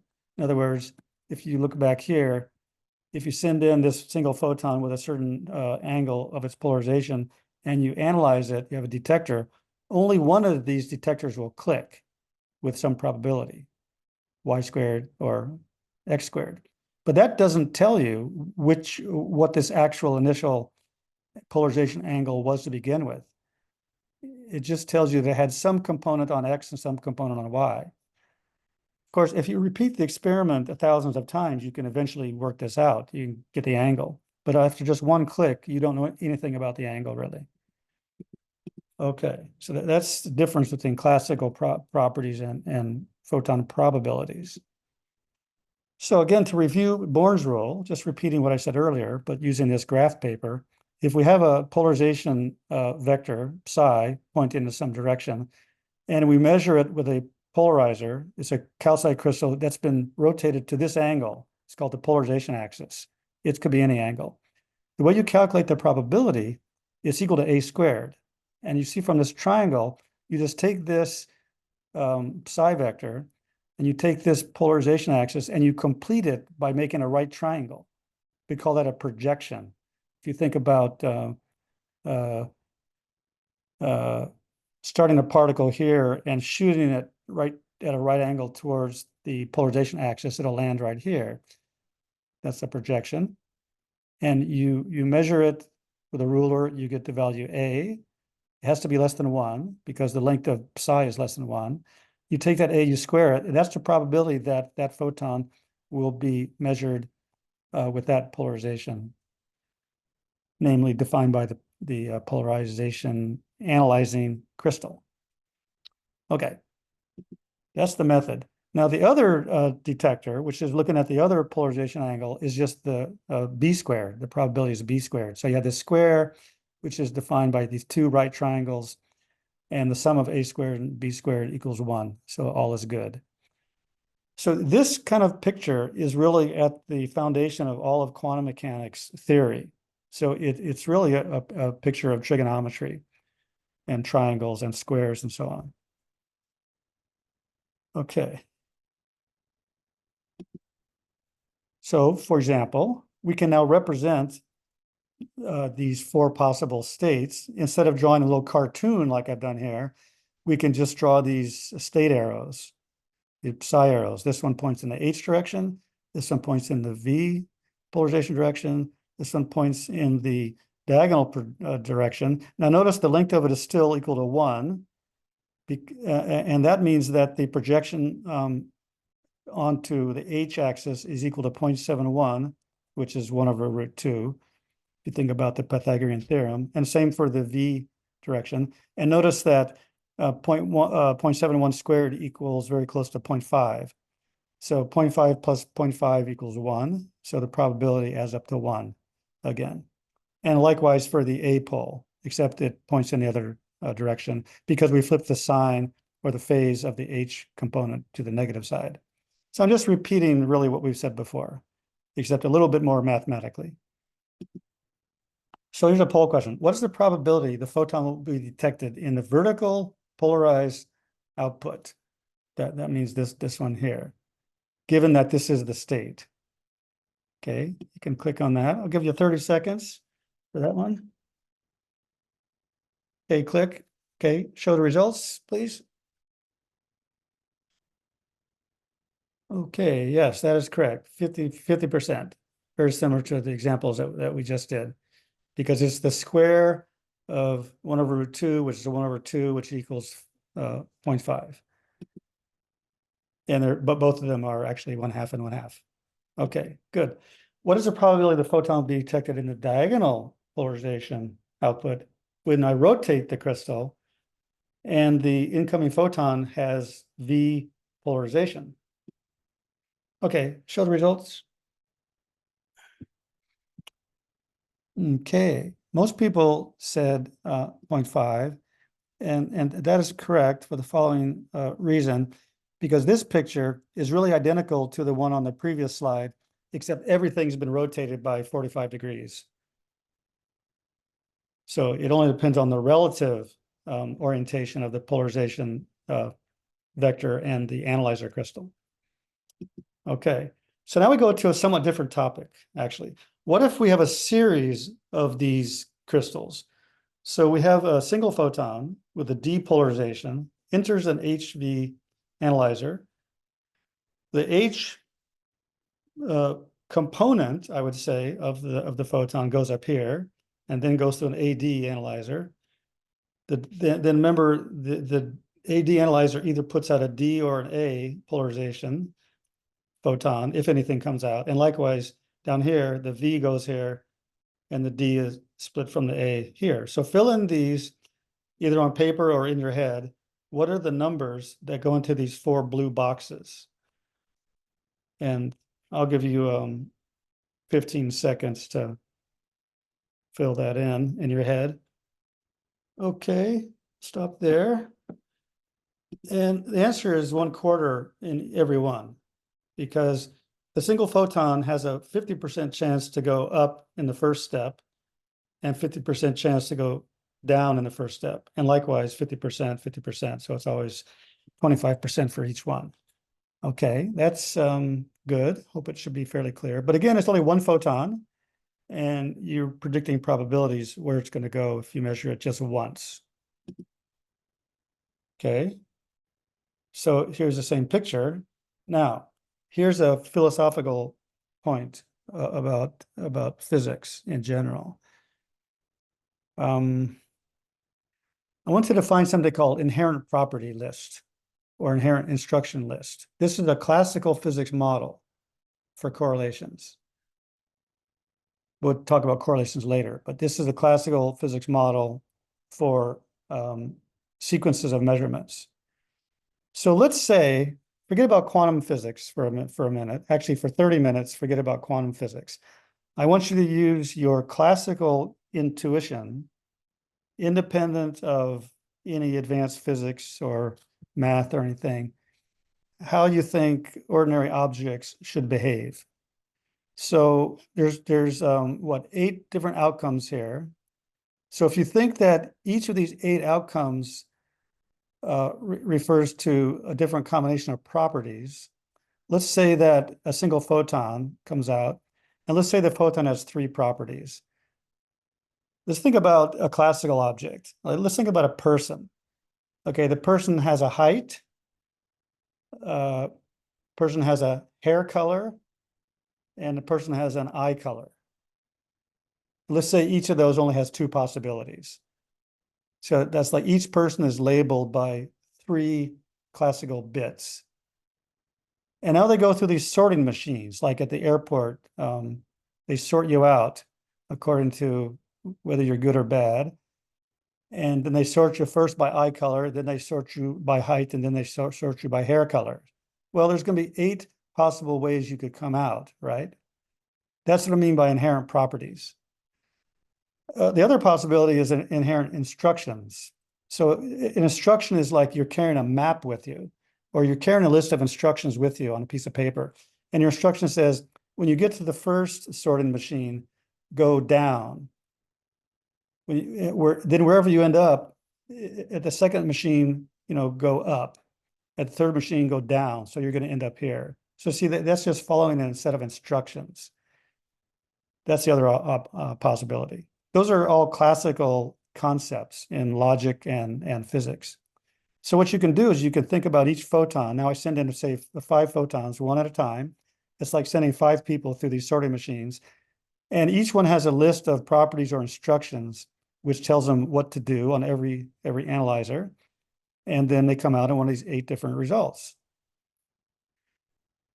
So that's more or less how you would think classical objects should be sorted. And we can think of sorting as measuring. Okay, now, of course, the point is that quantum objects do not behave this way. And how can I prove that? It's a long argument to prove it. And one reason why this would be a bad idea is I could do an experiment where I had a nearly infinite number of these sorting machines. That would mean that every photon has to contain an infinite amount of information about where it's going to go on every sorting step. And I could even change the orientation of all of these. I could rotate all of these crystals by some crazy angle, a different angle for each crystal. That means, according to classical ideas, the photon would have to have an instruction for what to do on every possible angle. But there's an infinite number of possible angles. So that doesn't really make sense, right, for photons. But it turns out that if I just do these experiments with single photons one at a time, this cannot rule out this logical possibility that nature might follow inherent instructions. So we need to have a stronger experiment. And physicists figured out how to do a stronger experiment. It's called the Bell inequality. The last year's Nobel Prize in Physics was given to 3 physicists who did the experiments that prove what I'm going to say right now. And that it's such an important result. They got Nobel Prize for it. So the question is, does classical common sense theory describe the world correctly? Well, the answer is no, but how can I prove that? It's actually kind of irritating. And it was so irritating that Einstein called it spooky. He didn't like this result. But quantum theory requires this result, and experiments have verified this result. So first, I need to tell you what correlations are in classical logic and classical thinking. So, correlation refers to a relationship involving dependence of one thing on the other. Like you could say, for example, taller people tend to have more blue eyes. I don't know if that's true, but that would be a correlation, an example of statistical correlation. It's only probabilistic or statistical. It's not every time, but there's a tendency there. And just, but being tall doesn't cause your eyes to be blue and vice versa, but they just happen to happen in the same people. There's some other causes which are common causes which do that. So these are classical correlation ideas. Okay. They're evidence for a possible causal relation, but they're not definite evidence that there is a causal relationship. And often there's a correlation with no causation. Okay, so here's the experiment that Bell figured out that we should do, and people recently did. A source emits pairs of photons. So we talked earlier about entangled states of pairs of photons. So fine. So we send the left-hand photon over to this series of analyzers and the right-hand photon over to this series of analyzers. And now we can have 8 times 8, which is 64 possible combinations of detections. There could be detection at the lowest one on the right and say the second to the highest on the left. And we call it a correlation. And then you could do it again and you might get a different pair. You might get, this one on the right and this different one on the left. And you could do this thousands of times and work out the correlations that are present. And you'd be characterizing the nature of the state of these of this pair of photons, or these many pairs of photons. We're producing each pair of photons separately. We produce one pair, we measure it, we produce another pair in the same state, we measure it, and we repeat that 1,000 times. Okay, now, of course, to model this with a classical list of instructions would require a very lengthy list. And even, here's something that's surprising, even if you could make such a predictive list, your list actually would fail to model the actual experimental outcomes that we see in the laboratory. So there is no list of mutual instructions that these two photons could carry that would give the correct correlations on which detectors would receive the photon. That's the surprising result. In fact, that should be so surprising you could consider it as shocking. There's no classical description of the correlations that happen in this experiment. But the good news is that because of that, we now know how to harness these quantum correlations and build things like quantum computers, quantum teleportation, and so on. Okay, here's the proof of this claim. Let's say we make these 3 reasonable assumptions. First assumption, after the photons leave their common source, their inherent properties and instructions don't change later. Okay, they have a mutually agreed upon set of instructions at the beginning, they separate, and those instructions are static, they never change. This is called realism. There's a real set of instructions that don't change. Okay. We also say causal effects cannot travel faster than the speed of light. We talked about that earlier. That's causal locality. We believe that's true because relativity tells us that's true. It's also reasonable to assume that Alice and Bob are able to make independent choices about what measurement each will make on each of their observed photons. So going back to here, Alice is on the left. She could, at the last nanosecond, she could rotate this crystal and change the measurement. Even after these photons have left the source and are traveling towards Alice, she could rotate that crystal and make a different measurement. So the photon would have to know in advance, if they had instructions, or they'd have to have instructions for every possible rotation of the analyzing crystals. And Bob could do the same thing. But we have to assume here that Alice can independently make decisions about how to set these crystal angles, and Bob can independently and separately make his decisions about how to orient all of these crystals. So that's this third one here. So now these 3 assumptions I would claim are reasonable. I would claim that most of you would think that all of these have to be true.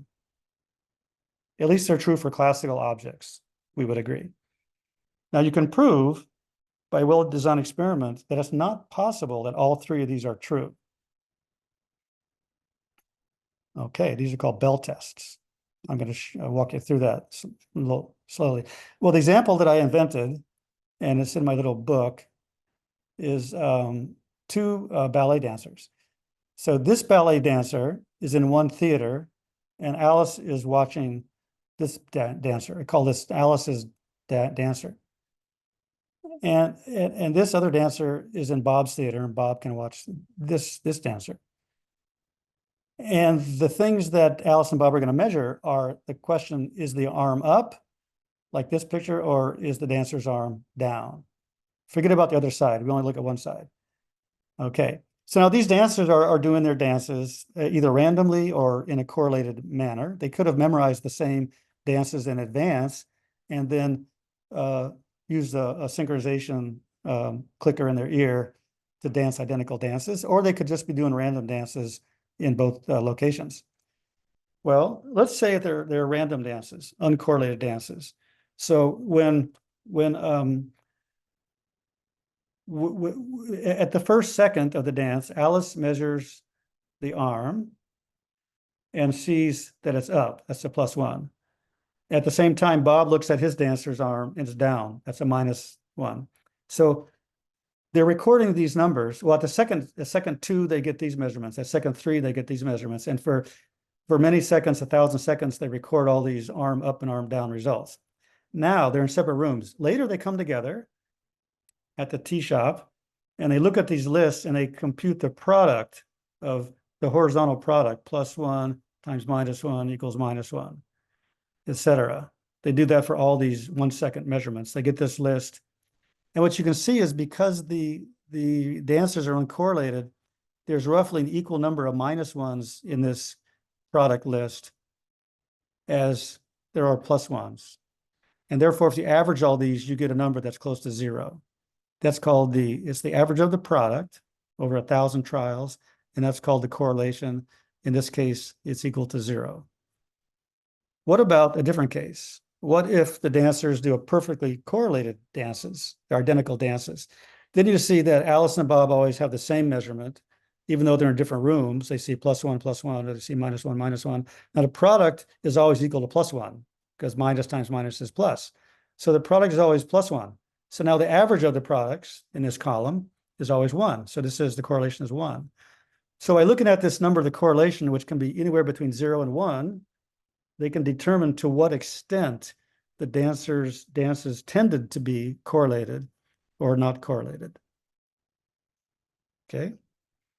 That's the idea of classical correlations. And we can do the similar things with quantum photon measurements. So now let's consider a different thing. Let's say, what if each dancer has 2 properties, leg and arm? So the arm can be up or down, ±1 as before, but also the leg can be up or down, ±1. So now when Alice looks at her dancer, she looks at the arm and the leg. Oh, there should only be half of a dancer here. Sorry, not the whole dancer. She only looks at the left leg and the left arm. Okay. So the leg that Alice sees can be up or down, and the arm that Alice sees can be up or down. I call it a leg, Alice arm. And then Bob has the same thing, Bob's leg, Bob's dancer's leg, and Bob's dancer's arm. So now there's 4 combinations, right? Because there's 2 dancers. 4 combinations for arm and leg. Okay, so now what they do, there's only 16 possible combinations that they could see when they look at both the arm and the leg. So I've made a table here on the far left, these 4 columns, lists all 16 possible combinations, all the way from plus, plus, plus, plus, all the way down to minus, minus, minus, minus, and every other combination in between. There's no other combinations. Okay. Now, if they were to measure all these, and if they were to get together later at the tea shop and measure these products or calculate these products, they would calculate these. AA times BA. They would also calculate AA times BL, AL times BA, and AL times BL. And they would get these 4 numbers. And then they would do that for all these different observations. Each one of these numbers in the column is a different time at which they observe their dancers. 1 second, 2 seconds, 3 seconds, 4 seconds. Okay, so what do they do with these numbers? Now, this is the part that's kind of curious. John Bell was a very smart theoretical physicist, and he figured out that if you calculate this quantity, which I call Q, the curious quantity, it's useful. So I'll show you later why it's useful, but just consider it. You take this number, you add this number, you add this number, and you subtract the 4th one. So there's a minus sign here. So I know probably some of you, your eyes are glazing over and you're thinking, what is he talking about? Why? Or why is he talking about this? It's because Bell figured out that by looking at this particular combination of these products, you can learn a lot about the correlations when each dancer has two properties. So how does that work? See, in this case, every value of Q is equal +2 or -2. You can verify that. 1 + 1 -1 -1 is +2, etc. They're all equal to +2 or -2. None of these numbers are greater than 2, certainly. Okay. That's one example of a Bell inequality. And he figured out that was useful. So no matter what experiment is done, no matter what the correlations are, this number Q can never be greater than 2.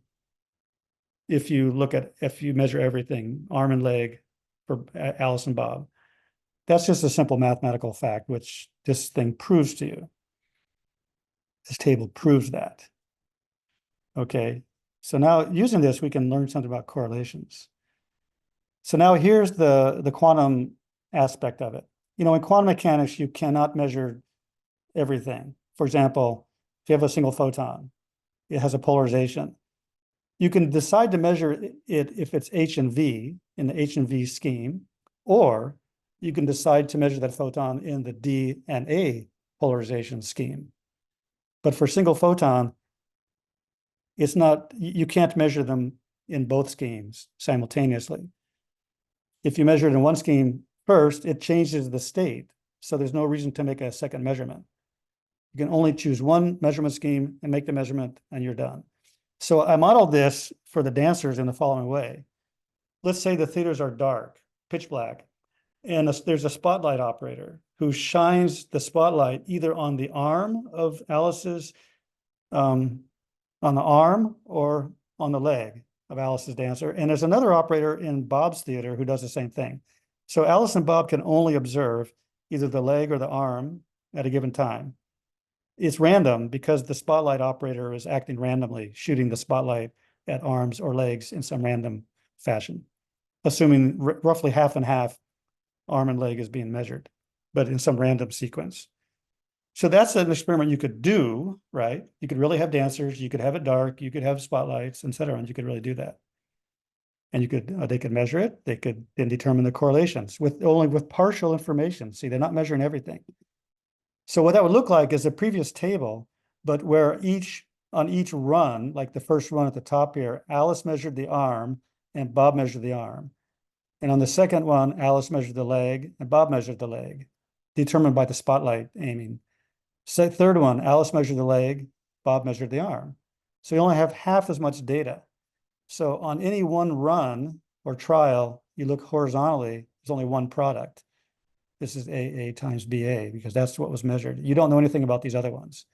So you can't calculate Q from the top row here. What you can do though, is you can get a bunch of these results and you can average down vertically and get the average value of AA times BA. And that's what this says here, average of AA plus BA. So you do have the correlation of Alice's arm and Bob's arm. And that turns out to be, this is just an example, 0.25. Doesn't matter what the numbers are, they're just an example. And you can do that also for the arm leg and for the leg arm and the leg leg. So for photons, that would be like they both measure H or they both measure V, or one measures V and one measures H, right? So you get partial information, but you can still calculate the average of these products, and that's the correlation. So that's the same as before, the average of this. The average correlation, in this case, turns out to be 0.167. Okay. But if the spotlight is being randomly pointed, and you have this partial set of data, then this average can never be greater than 2. Because you're still averaging these numbers and you're just randomly sampling these numbers from the previous table from back here. You're randomly sampling these numbers and you average them. Whatever you average, you couldn't get greater than 2. This is the subtle mathematical point, but you have to roll with this here. Okay, so it turns out that there's a way to get this correlation, possibly, there might be a way to get this correlation number, this average Q, to be greater than 2. So look at this table here. And what I've done is I've done something called rigged sampling. It's like rigging the election, where somebody cheats and rigs the results to get a result that's not the true result. So in this case, it could be that the spotlight operator knows what the dance is going to be for each dancer, and the spotlight operator cheats and doesn't point the spotlight randomly, but points the spotlight selectively in order to get a certain result. They bias the result. So in this example, what is the average value of Q? Just look at these numbers here. If you can tell, you just add up the averages. You average vertically here. You see all these numbers are 1, so the average is 1. In this next column, they're all 1, so the average is 1. Here, they're all 1, so the average is 1. Here, they're all -1, so the average is -1. So what's the value of Q? Write this down on paper or in your head using this formula in the red box. Okay, I'll show the answer. It's 4. 1 plus 1 plus 1 minus -1. So by cheating or rigging the system, you can actually get bigger than 2. Okay, so if you do an experiment and you get greater than 2, you have to assume that something went wrong. Something either was rigged or else, something went wrong, right? Question is what went wrong. So here's the experiment now. Bell proved using logic and probability theory, not using quantum mechanics. This has nothing to do with quantum mechanics. This is under those 3 assumptions: inherent properties and fair sampling and independent measurements. No matter what statistical state is prepared for these kind of experiments, the average of Q should always be less than 2 if there's no rigging or cheating. And these are the assumptions I mentioned earlier that goes into this this result. So this is just a simple math result. There's no quantum physics here. Okay, now here comes the quantum physics. So Alicia and Bob, famous musicians, do this photon experiment. They have a source which emits a pair of photons. They measure it, and then they repeat the experiment. Okay, so here's the question. For a given single photon, well, I've already answered this one, but you can answer this again. Go back to in your mind. For a single photon, can you measure whether it is V or H and also measure whether it is D or A? I'll give you only 10 seconds on this one. Okay, the answer is no. That's correct. 70% got no. And the reason is, as I said before, that the first polarizer changes the state. So if you try to measure it first in VH, you get a result that changes the original state, because the original state could have been anything. And just, so you can't really measure it in both. So that's like the analogy for the dancers is Bob cannot observe both the arm and the leg at the same time. And Alice cannot observe the arm and the leg at the same time. They can only measure one or the other.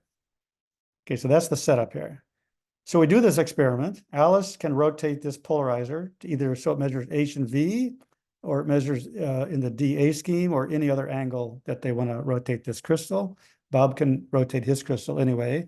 And then they have these 2 detectors that tell you where the photon arrived. Again, it's a pair of photons. So Alice gets 1 and Bob gets 1. So there's correlations. Okay. Now, do you expect correlations between Bob? Oops, the answer appeared. The correlation, it depends on what the quantum state is that you prepared the system in, the photons in. So there could be a correlated state, or they could be an uncorrelated state. Okay. An example of a correlated state is what we earlier called entangled state, because if you measure one of them, of the pair, you get information about the other one. At least you get information about the probability of the other one. Okay, so if it's possible to prepare photons in random uncorrelated states, so there's no entanglement in this example. So you do that, and you work it out, and you indeed find the average of this correlation product is equal to 0. So W and Y are the following. If Alice's upper detector clicks, it's a -1, W is -1. If the lower one clicks, it's a +1. And Bob calls the variable Y, which is +1 or -1, depending on which detector clicked. So if they're random and you multiply them together and average, you're going to get 0 if you have thousands or millions of samples or trials. Okay. But now we have a Bell state. Okay, we can, John Bell, shown in the picture, showed us what kind of state we should use. And it turns out it's just HV plus VH.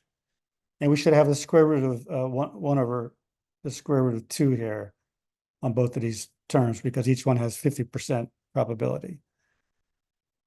Okay, so we do that experiment. Now they're correlated. You see, if A is H, then V is B, B is V. And if A is V, then B is H. That's a correlation. Okay, so then we get a correlation product of -1, because they're always opposite. Plus, minus, plus, minus, minus, plus. Okay, so if they did this experiment and observed -1, they could figure out, oh yeah, there's a very strong correlation of the polarizations of these two photons. Now, but remember that these are still quantum measurements, although in this case they're using HV analyzer and the states are H and V. So you could sort of interpret this as a classical correlation. This doesn't prove it's quantum, because you could model this just by simple instruction sets or property sets. So we have to do something a little more. Here's what is the more. This is what Bell figured out. It's a little more complicated. You have your Bell state source, which is again HV plus VH. You send the photons out. One goes to Bob, one to Alice. Alice can rotate her analyzing crystal, so it's either at 0 degrees as shown, or it can be rotated to 45 degrees as shown by this little line here. So in the first case, she would be choosing to measure the photon in the HV scheme, and the result is called W, which is plus or minus 1. If she rotates the crystal 45 degrees, now she's measuring in the DA scheme, and she calls that measurement X. So it's like measuring either the arm or the leg. And X can be plus or minus 1. Now, Bob does the same thing, but strangely enough, he chooses different angles. He chooses 22.5 degrees, which he calls Y prime, which is plus or minus 1. But if he rotates his crystal, he rotates it to 67.5 degrees. And then he calls that variable Z prime. So they both randomly rotate their crystals. They get millions of photon pairs. They measure, Alice measures either W or X, and Bob measures Y prime or Z prime. And again, don't ask don't ask why these particular angles. It turns out that Bell proved that this is the best angles to use. And I'll show you why it's good. Okay, so just one might think using classical Bell inequality should hold for photon polarization. If photons are classical like objects, it should hold. Which means that average of Q cannot possibly be greater than 2 if there's no cheating, conspiracies, or rigging. And if we assume inherent instructions and fair sampling, and the fact that Bob and Alice can independently choose their measurement schemes, it cannot be greater than 2. So here's the experiment. This was done in about 1982 in Paris and 1974 in Berkeley, California, by these two scientists who later got the Nobel Prize. You see, many, many years later, they got the Nobel Prize in 2022. It took that long for the Nobel Committee to recognize how important this result is. And the reason it's important is because it enables all of quantum computing, quantum sensing, and quantum communication. All right. So there's a source. What the source is actually an atom, and it's inserted into an excited energy state by a laser, and then the atom emits 2 photons. So the atom returns to its lowest energy state, and 2 photons have been emitted, one to the right and one to the left.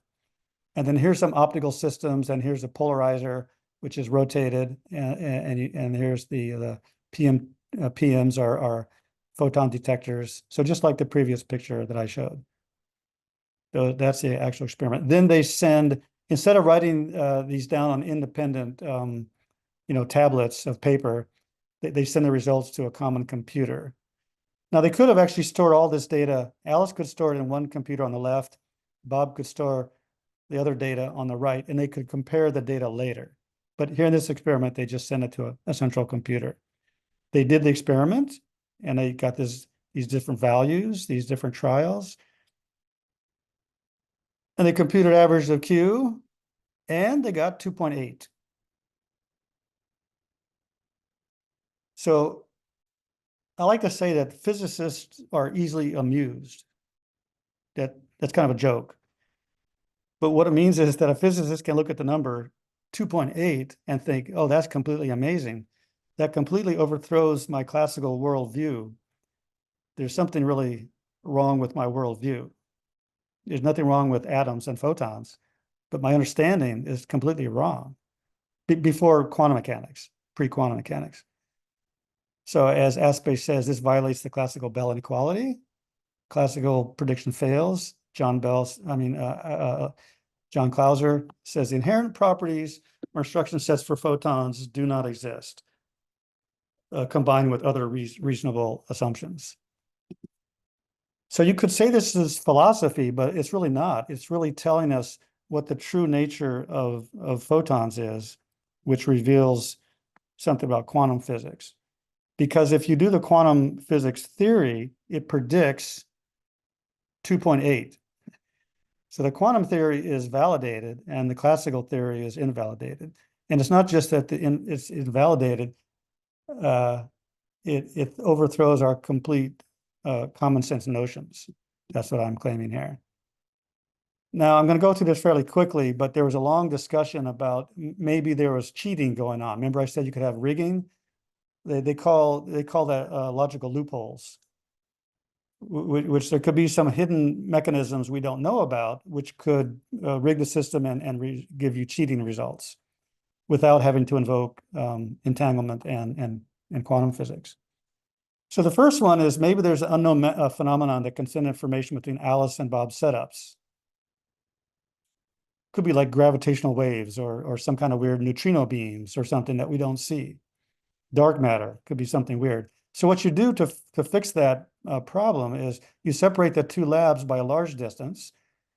And remember that light travels at the speed of light, which turns out to be 1 foot per nanosecond.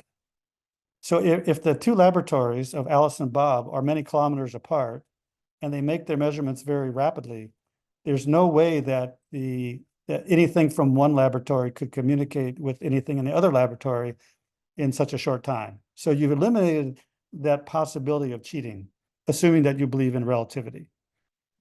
Next one is, well, maybe the detectors have limited detection efficiency, and the detectors are smart detectors. Just like when I said the spotlight operators could cheat if they knew what the dance was in advance.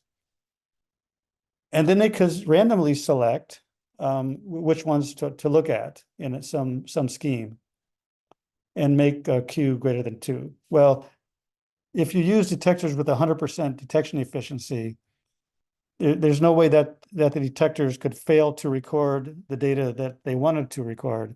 They have to record everything, so they can't cheat. Next one, maybe Bob and Alice's choices of measurement settings are being controlled by an external agent. But now their measurement settings actually are not controlled by humans, but by computers. The computers are using random number generators. So if you believe that the random number generators are working properly and they're random and they're not controlled by some outside mysterious unknown agent, then you're okay. So one funny way to fix that is you switch the settings of the analyzer crystals after the particles left the source. And the way you switch them, this is a not important detail, but it's kind of cool. They take light from two distant stars in opposite sides of the sky coming into telescopes. They measure the polarization of those stars. Alice measures one and Bob measures one. They use that result to decide how to set their analyzer. So it's pretty hard to imagine that the light coming from those two distant stars were somehow cheating, because that light was generated, billions of years ago. So how would those stars of billions of years ago know that Alice and Bob are going to do an experiment now in a particular way? So that's a pretty good way to eliminate that possibility of an outside controlling agent. And all these experiments were done very carefully, and they still violated the Bell inequality. They got 2.8. So strictly speaking, it's impossible that there's a combination of realism, causal locality, and measurement independence. That cannot exist. And that's a huge overthrow of any classical notions of reality, and causes people no end of trouble trying to understand what it really means. And as you know, probably there's many different interpretations. There's many worlds and all kind of other interpretations, but it doesn't matter, because we can build quantum computers, they work, and they satisfy this condition. In fact, they use this condition in order to work. So this common sense person, as you can find online, says, oh, that looks easy. Obviously, these common sense ideas must be correct because I'm smart, and no physicist can tell me otherwise. Obviously, they have to exist. But then he says, I did the experiment. So like some people like to joke, hold my beer. I did it. So it's true. Okay. So now we have quantum entanglement. We've just proven by experiments that it's a real effect. It occurs over very large distances, and it's not caused by cheating of the universe or some hidden variables that are doing something unknown. We think it's intrinsically random, and the correlations exist, but they cannot be explained by any classical probability theory. That's a very powerful statement, because once we know that, we can now try to build technology that uses those statements. It's a new capability that inventors can use to invent new devices. So that ends part 3. And it's now about 2:30.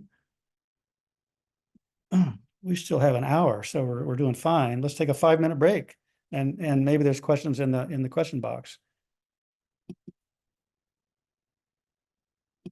How are we doing there? Okay, let's take a look here. Let's take a look. Anonymous says, I'm looking at the Q&A box, the top one.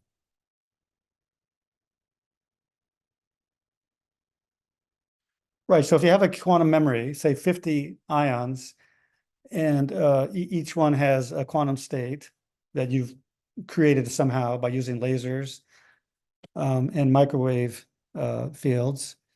Yes, you can go in and change one qubit without affecting the others. That's because the qubits, the ions are far apart. And it's more complicated than that, but you can go in with a laser, focus it on just one of those ions, and change the state without changing the others. Or you can do it in a different way, where changing one of them does change the other states. And that's how you implement a quantum computer. It's hard to explain exactly how that works, but it has to do with the fact that they're ions, so they're positively charged. And you know that positively charged particles repel each other. So if you get one of them oscillating and vibrating, it's going to make the other one vibrate. And this can change the quantum state. But it's a long story, so I won't say more. Next one. On the slide of Bell inequality experiment, are these entangled photons? Yes, they're definitely entangled photons. The Bell state is the entangled state. And I think, Amy, you talked about the entangled states, the Bell states. Yes, I didn't call them Bell Yeah. states. They are Bell states. Yeah, we didn't call them Bell states, we just call them entangled states. There's actually 4 different kind of Bell states, but you just need to use one of them to do that experiment. Okay, here's a very hard question. Can Q come out to be greater than, well, there's always 2.8. No, it can be anywhere between 2 and 2.8, or actually down to 0 and up to 2.8. And different experiments give different results. But it turns out that it's not possible to get greater than 2.8. There's no mechanism in quantum physics or in nature that we know of that can raise this Q correlation above 2.8. And that's one of the mysteries. You can prove it mathematically, but I have no intuitive explanation for that. Next question. The experiments in 2015 and 17, and what were they measuring? Oh, they were measuring exactly the picture I showed, which is the Bell state generator in the middle, which I haven't told you how that works. Well, I did. An atom is excited, it emits 2 photons. The 2 photons go out to separate laboratories, which I call Alice and Bob. They use analyzer crystals.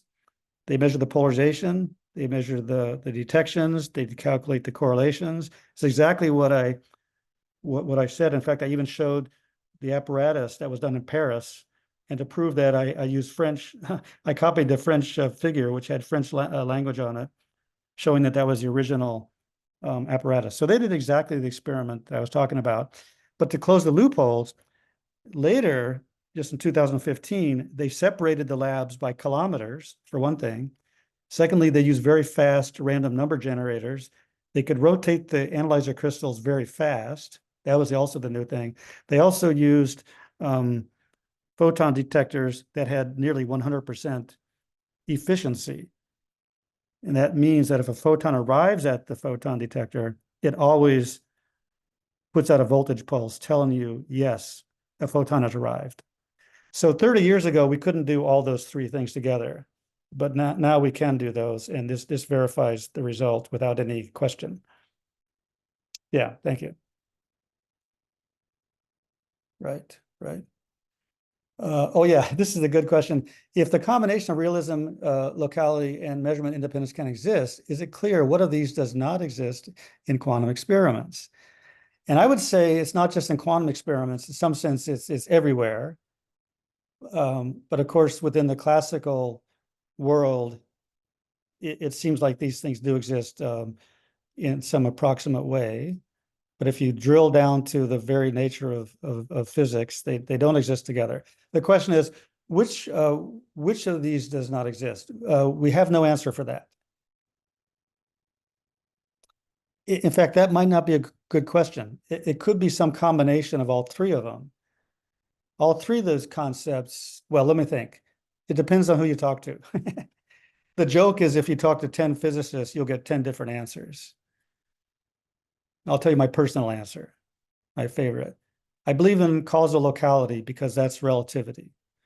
There's no other experiments that have ever shown that relativity is false. In fact, there's thousands that show us it's exquisitely accurate. So we don't believe relativity can be violated, not in the sense that you could use it for communication from one side to the other. There's no cause and effect across long distances. Okay, so that one I have to believe. Measurement independence, that one's a little bit slippery. I can't prove that I'm not simply a pre-programmed robot. Bob could be a pre-programmed robot from birth. Alice could be a pre-programmed robot from birth.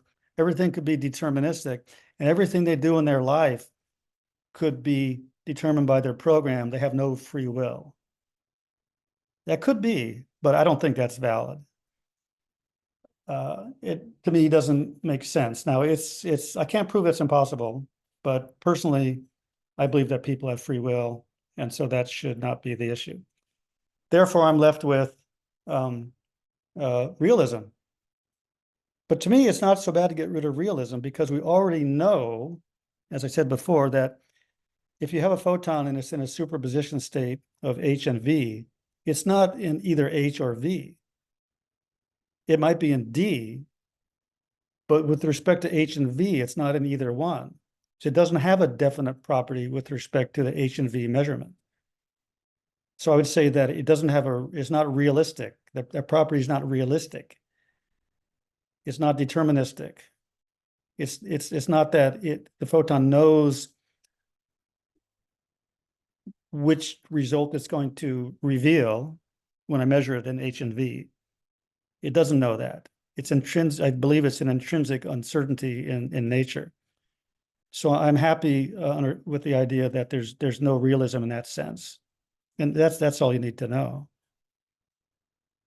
But now objects, classical objects, like my cell phone here, that's a classical object. I believe that it has pre-existing properties. If I measure its weight or its color or something, those are real. But remember, the cell phone is built up of trillions of different atoms. And so I'm really looking at the average property of a trillion atoms. And that's something that could be real. It could exist. But if I go down to one atom, it doesn't have a property, like spinning clockwise or horizontal or counterclockwise. It doesn't have that property. That property is created when I measure it. But remember, the average properties of a million atoms do exist. So that's why we have the classical world that we live in, I think. But Mohammed says it's like photons know the observer's choice of measurement. That's a very good question. Can the photons know the observer's choice of measurement?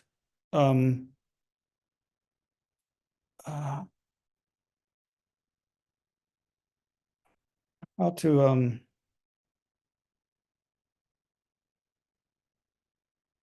oh, but if they did that, then the photons would have to also change their decision protocol based on what the measurement scheme was going to be. And the assumption of realism is that the instructions that the photons carry are determined at the source and do not change later. So I see what you mean, and that's a pretty subtle point. So you have to think about that a little bit more. Now, somebody points out that a cell phone uses quantum mechanics, but the quantum mechanics used in a cell phone is the following. There's computers in there. There's memories. They're made with capacitors and transistors. Each transistor has thousands of atoms that make it up. So what you're actually looking at is the average behavior of thousands of atoms or electrons, thousands of electrons. And so it looks like they're behaving classically, and they do behave classically because there's a large number of them. When you shrink a computer down so every transistor is a single atom, then you have a quantum computer. All right. Okay, excellent. Let's move on then. Those are very nice discussion points. And some of you had time to go have a cup of tea. Now, we do have almost an hour left, so that's great. We started here locally in Oregon at noon, and we have until 3:30, so that's still an hour. All right. So the correlation of photonic. So the remaining question is, how does the correlation of photonic properties affect quantum communication? And this is what I'll be talking about next. So thank you for that question. All right, let's go back and share my screen again.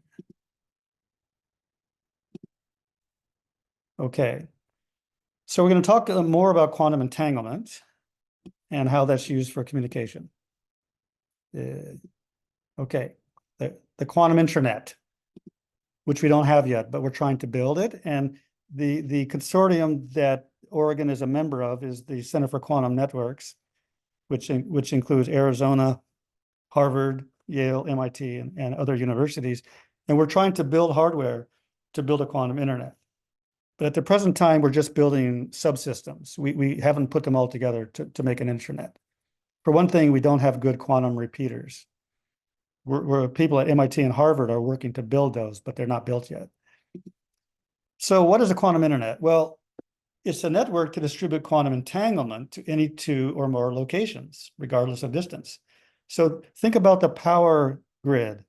The purpose of the power grid is to distribute electrical energy to any point within the grid. That's a resource. It's energy. You pay for that, right? You pay a certain number of money per kilowatt hour of energy. Well, the purpose of a quantum network is to be a resource that distributes quantum entanglement between any 2 points. And those are qubits, so those are entanglement bits. And so in the future, you will pay a certain amount of money per 1 million entangled pairs of particles. And you can make a lot of money if you can build that network and sell entangled particles. And you have to distribute them, of course, across optical fibers or satellites. Secondly, networks should be interoperable. That's what internet actually means, is that it's interoperable. That's where the word inter comes from, in internet. And what that means is it should work across different hardware choices. So I have a cell phone and a laptop and a mainframe computer. They're all using different protocols, different hardware, everything different, but they can still talk to each other. That's the idea of a network, internetwork. Finally, to control the quantum network, you need to have a classical control system. So right next to the quantum internet, you'll have to have a classical internet, which sends control signals around. Remember, Alice has to make a measurement, send the classical information to Bob, and that can be done over ordinary telephone lines or optical fibers using classical communication protocols. Okay, so that's what a quantum network will be once we can build it, which may take 10 or 15 years from now. So the first thing I'll talk about is quantum cryptography. You've probably heard the claim that quantum communication can make communication secure, unhackable. Nobody can crack your encrypted messages. How does that work? Well, it basically works the same as classical encryption with one added component, which is called a secret key, a very secret key. So here's how ordinary encryption works. Alice and Bob wants to exchange a message. But we don't want Eve here to intercept the message, or if Eve does intercept the message, we want to know that she's done that.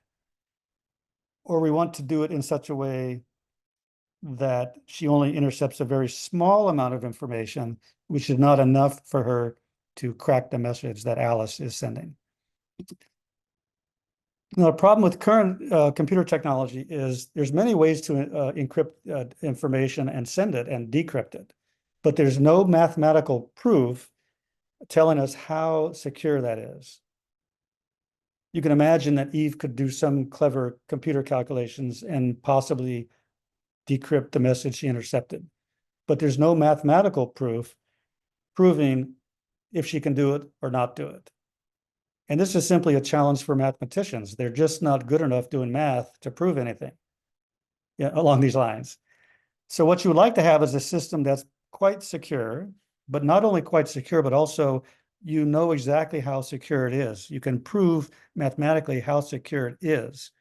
That's really important to know, right? Currently, we think they're secure, but we don't know how secure they are. So quantum security allows you to calculate exactly how secure it is. But now the way it works with classical encryption is Bob and Alice need to share a key for encrypting. Here's how it works. Alice writes a message, "Hi, Bob." She has a key, and Bob has the same exact key, which they've shared earlier. They got together, they wrote down a bunch of numbers, and they said, okay, this is our key. Now we separate far apart, and we're going to use that. So Alice uses the key to encrypt the message into some sequence that looks random, but it's of course not really random. And then she transmits that sequence over to Bob. He detects that and records it. Then he uses the same key to do decryption, and he gets the message out. Okay, so this works very well if the key is only known to Alice and Bob. Okay, so those are the steps there. This is the pre-shared key, and this is called the protocol. The protocol can be publicly known. Everybody knows what they're doing, but only Alice and Bob have the key. Now, the key itself is just a string of numbers. So here's an example of the key going down to this gray box. This particular example is 10101010. So Bob and Alice both know that string is their secret key. Now Alice is going to send a message, which is the message is 11110000. that could be an ASCII. ASCII is that's when you convert text messages into binary bits. Like the letter A is represented by some binary string like 0001. Okay, so you convert the hi Bob message into a string of binary bits. You transmit those. Now, Alice encrypts that coded message using a shared key. Here's how she does that down here. I'll show you. Boom. Okay. Here's an encrypted message. So let's figure out what the encrypted message is. We need to know what the rule is. We need to know the key and the rule. The rule is that if the key bit is 1, it flips the message bit from 0 to 1 or 1 to 0. But if the key bit is 0, it leaves the message bit unchanged. So, for example, look here. This is what happens. What is the encrypted message? Okay, write down on paper what you think the encrypted message is in that empty box. I'll give you 30 seconds or so. There's no poll question here. Just show the result. Boom, there it is. So the key is 0, so this 0 doesn't change. Here the key is 1, so this 0 flips to a 1. Here the key is 0. Here the key is 0, so the 1 stays a 1, etc. That's how it works. So this string of numbers here looks kind of very different than the original message. But if you know what the key is, you can easily undo that, right? You just work backwards. So here's the encrypted message. Okay, now what is the original message? Try to undo that now. It's the same rule though. Use the key and implement the same rule. Give you 20 seconds for that one. Okay, here we go. Yep. So see, we've recovered the 1111000, which we started out with. Okay, but if somebody intercepts this encrypted message and does not know the key, they have no chance of ever guessing what this original message was. It's 100% secure in this case. So what's the problem, right?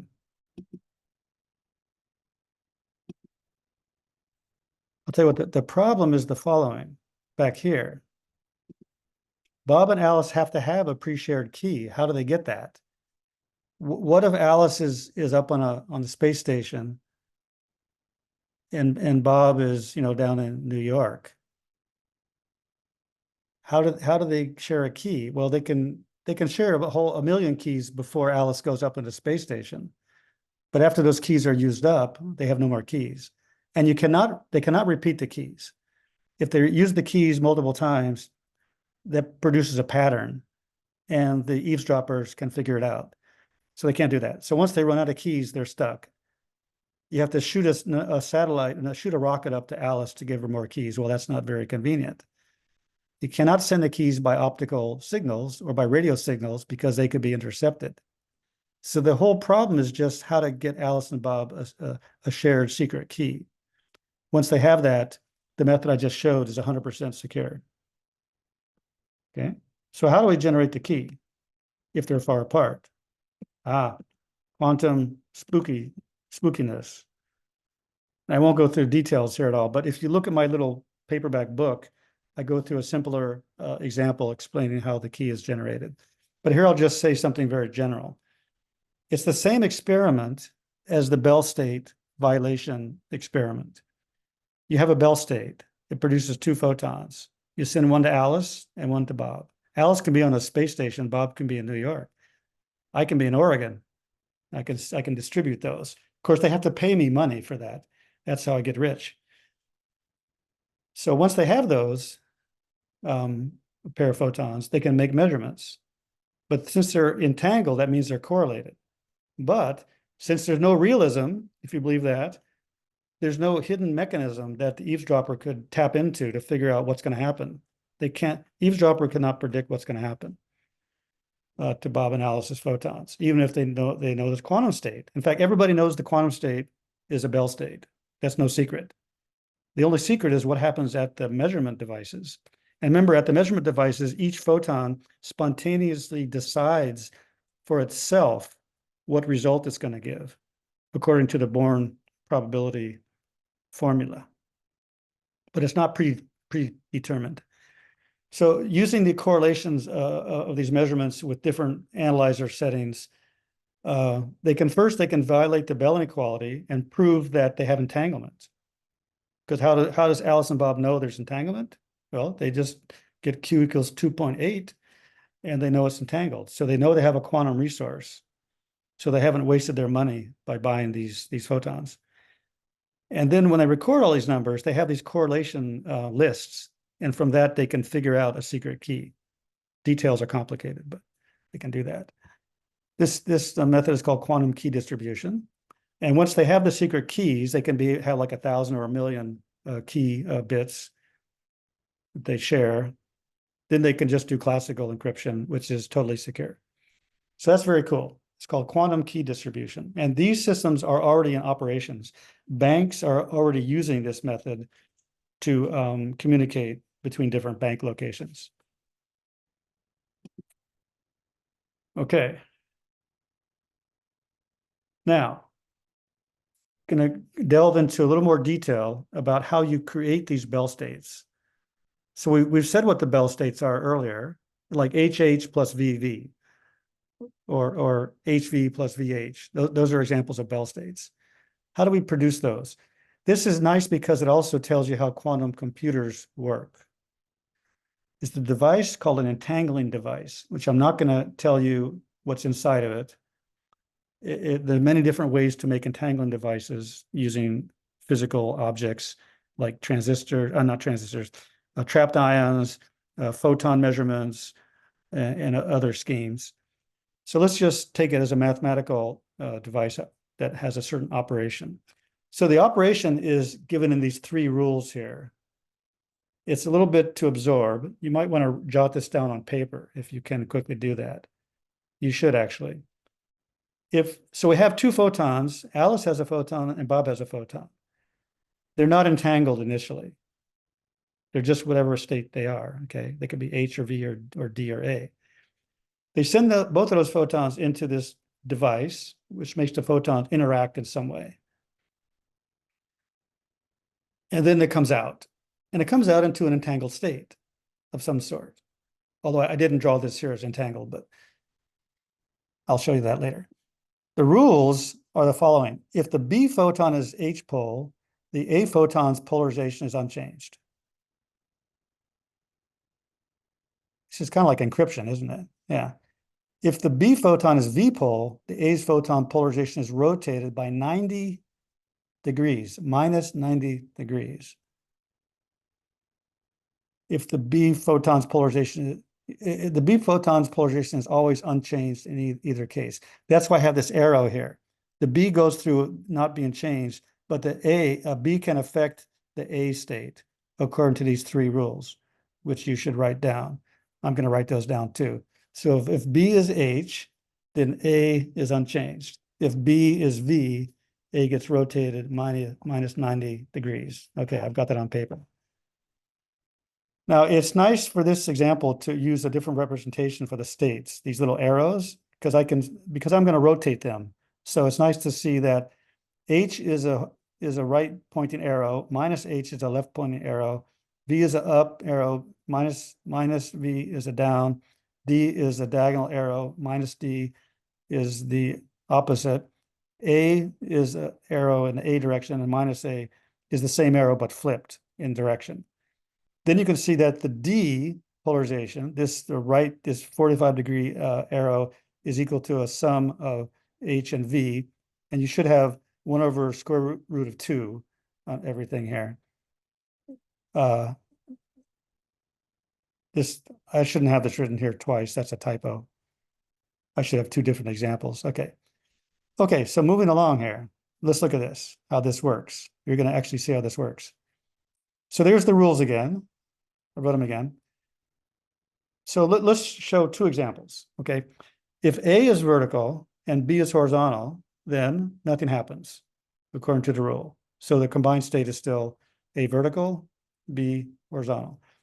If they're both vertical, then what happens is B goes through unchanged, as always, and A gets rotated minus 90 degrees. So it was pointing vertically, and then it got rotated to the left counterclockwise by 90 degrees. So now it's pointing to the minus A direction. So this should say minus A here. Well, no, it is. It's a minus A arrow. It's sorry. It's a minus horizontal arrow. Yeah, sorry. A stands for the A mode. A also stands for anti-diagonal. So try not to let me confuse you. A and B are the photons.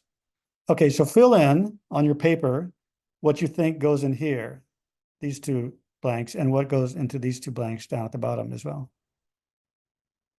Okay, I'll show you because it's very simple. Yeah, it's the same rule. If B is horizontal, A doesn't change. If B is vertical, A rotates by minus 90 degrees. So it was pointing to the horizontal plus direction. It got rotated to the vertical direction by going counterclockwise 1/4 of a circle. So now the output state is vertical, vertical.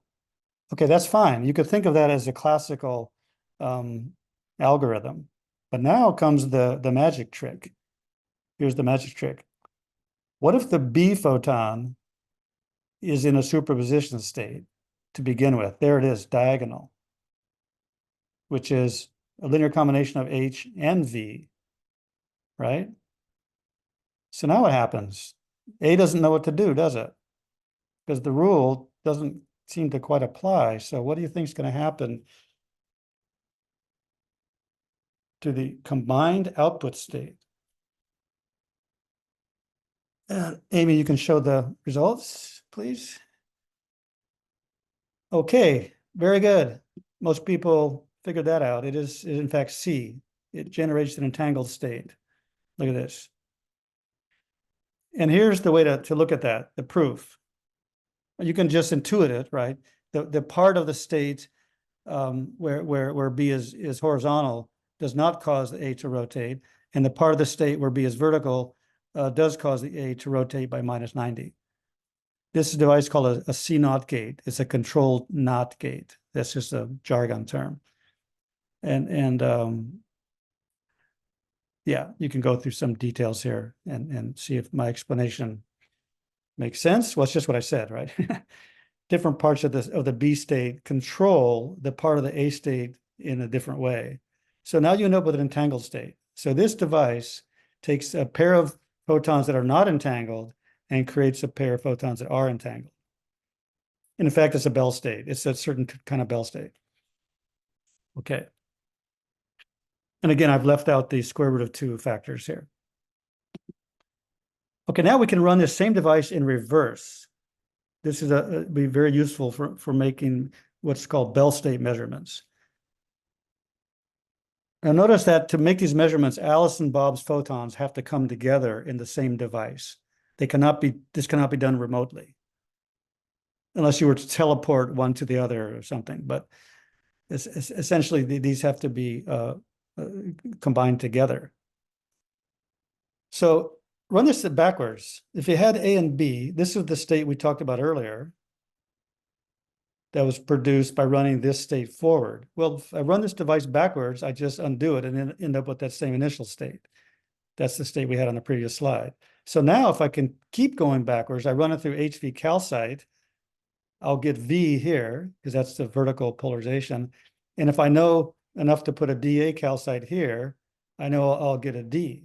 So that means that if the state on the right-hand side is this entangled state, and I run it through this device, I must get V here and D there, 2 detections. So this entangling device plus 2 calcite analyzers plus 4 detectors can tell me exactly which Bell state I had. No, it can verify the fact that I have exactly this Bell state. But that only is true. You might think that's wrong because there could be other states that give the same result, right? But it turns out that there are 4 Bell states, and I think I'll show this on the next slide. And I'll say that. Yes. I'll say that very soon. Okay, so let's say we want to determine Bell states. So down here at the bottom, we have A and B. They're prepared in a Bell state. Did I show the Bell states, all 4 of them? I don't think I did. Where are they? I might have forgotten. I don't know if I did. Here they are on the right-hand side. There's 4 possible Bell states: HH plus VV. Oops. Yeah, HH and then minus VV. Then you have HV and VH. Then you have HV and minus VH. Those are the 4 Bell states. And they're all distinct. And they're distinct because you can see that using this measurement device, I can send any of these Bell states through the entangling device backwards, and I can get a unique pattern. Here's HD, HA, VA, and VD. Those are distinct patterns. So if I know I start with one of these 4 Bell states, but I don't know which, I run it through the device, and the measurement outcomes here tell me which of the Bell states I had. That's the key there. Okay. So this is an example of a joint measurement. So here's again these 4 Bell states. I did have them here. And there's the 4 possible Bell states. John Bell told us these are the useful states because they're distinct. I can make a measurement that tells me which of these 4 I have with certainty. That's the beauty of it.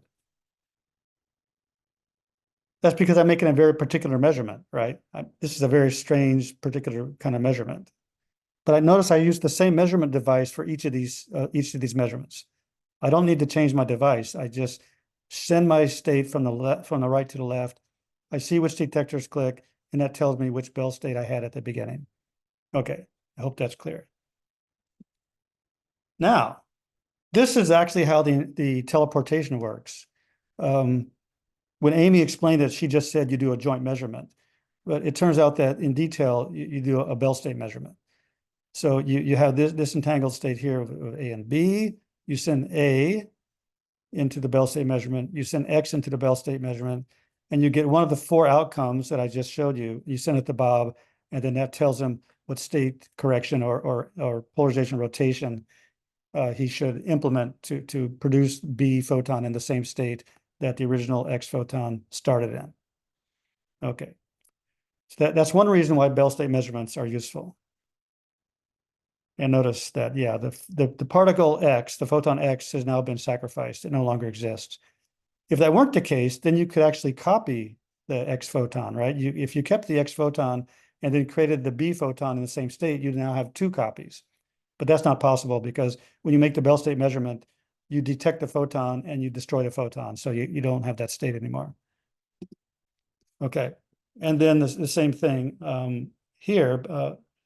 We talked earlier about quantum memories, and I mentioned a few words about quantum repeaters.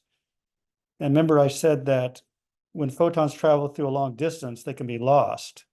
And you need to have some kind of a scheme here in the middle that overcomes this loss of the photon. Otherwise, you have a very low chance of this working. Otherwise, you could just send the photons all the way to Bob, as one of the questions asked. But you can't do that because you lose the photon. Okay. So here, this is just a little description about why photons are lost in an optical fiber, if you don't know this. So an optical fiber is a thin piece of glass. It's thinner than a human hair, and it has a very thin central region, which is called the core. It's a circular, like a rod, and then it has a very thin layer of glass coated onto it.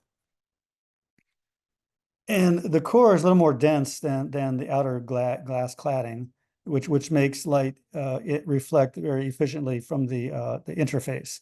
So if you send a light beam in, most of it reflects, a little bit of it transmits, and the next time most of it reflects, a little bit transmits.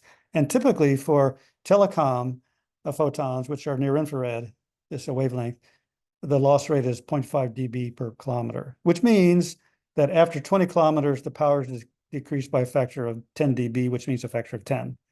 After 80 kilometers, the power is decreased by a factor of 10,000. So it's like an exponential scale. So you see, that's pretty bad. 80 kilometers, that's not that far. And you've already lost, a factor of 10,000. So you can't really use optical fiber to send single photons over a long distance. The reason we use those for classical telecom is because each laser pulse contains millions of photons. So if you start with 1 million and you lose most of them, you still have a few left that can be measured. But if you have just a single photon encoding the information in the polarization and you lose it, game over. So you need to use a combination of quantum memories to overcome this problem. So here's a long discussion about quantum memories, which is something we haven't talked about yet in detail. So, in an atom, energy is quantized. So what these blue lines are represent like a staircase or a ladder. You can think of it's a ladder. You start at the lowest energy level, the lowest rung. And if you add energy to the atom by shooting some light into it or heating it up with a flame, you can elevate the energy of this electron to the next rung of the ladder.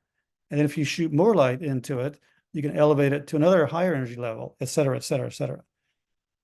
There's thousands of different high energy levels here. But let's just consider the two lowest levels, okay?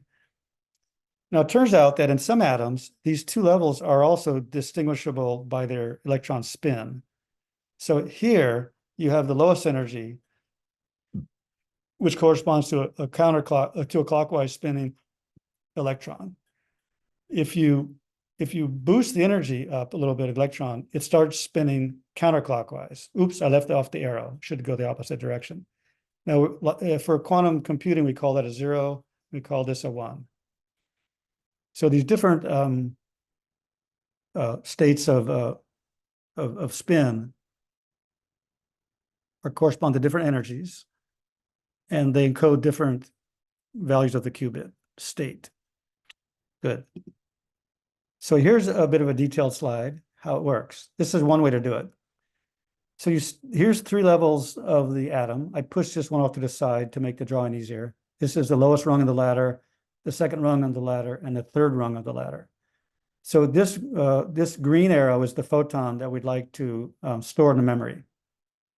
We want to store the information about that photon, namely which way is it spinning. So what we do, we start with the atom in the ground state, G, lowest state. It's spinning clockwise. We absorb this photon, and then there's another laser pulse that is synchronous with it, which combined with this photon being absorbed and this laser interacting will send the electron to this state called S. Okay, sorry.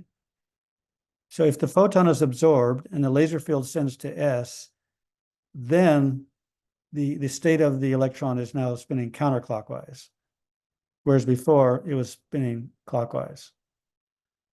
But it's the photon that's absorbed that, along with the laser, that causes the spin of this electron to flip, to flip its direction.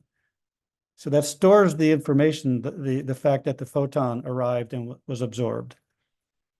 Okay, so now once the atom is in the state S, which I call the storage state S, which is the counterclockwise spinning electron with higher energy, it can sit there for a long time, maybe 10 seconds.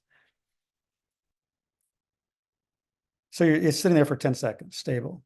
Now you want to read it out. I want to know, is this atom storing electron state in spin S? Well, the way I can do that, I can send the same laser color in onto this atom.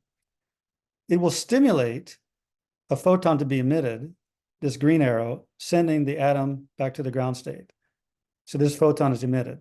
So you see, in some sense, we have absorbed this photon here, stored it for 10 seconds, and then we're able to read or release that photon to be emitted again. So that's what we mean by a memory. Okay, so it measures the fact whether there's a photon or not. Because if there's no photon to begin with, the green photon is not present, this will never generate another photon coming out. Okay, this is not all exactly true, so if you're an expert, don't get worried. This is an oversimplified model. So how can we store the information about the photon polarization? Not just the presence or absence of a photon.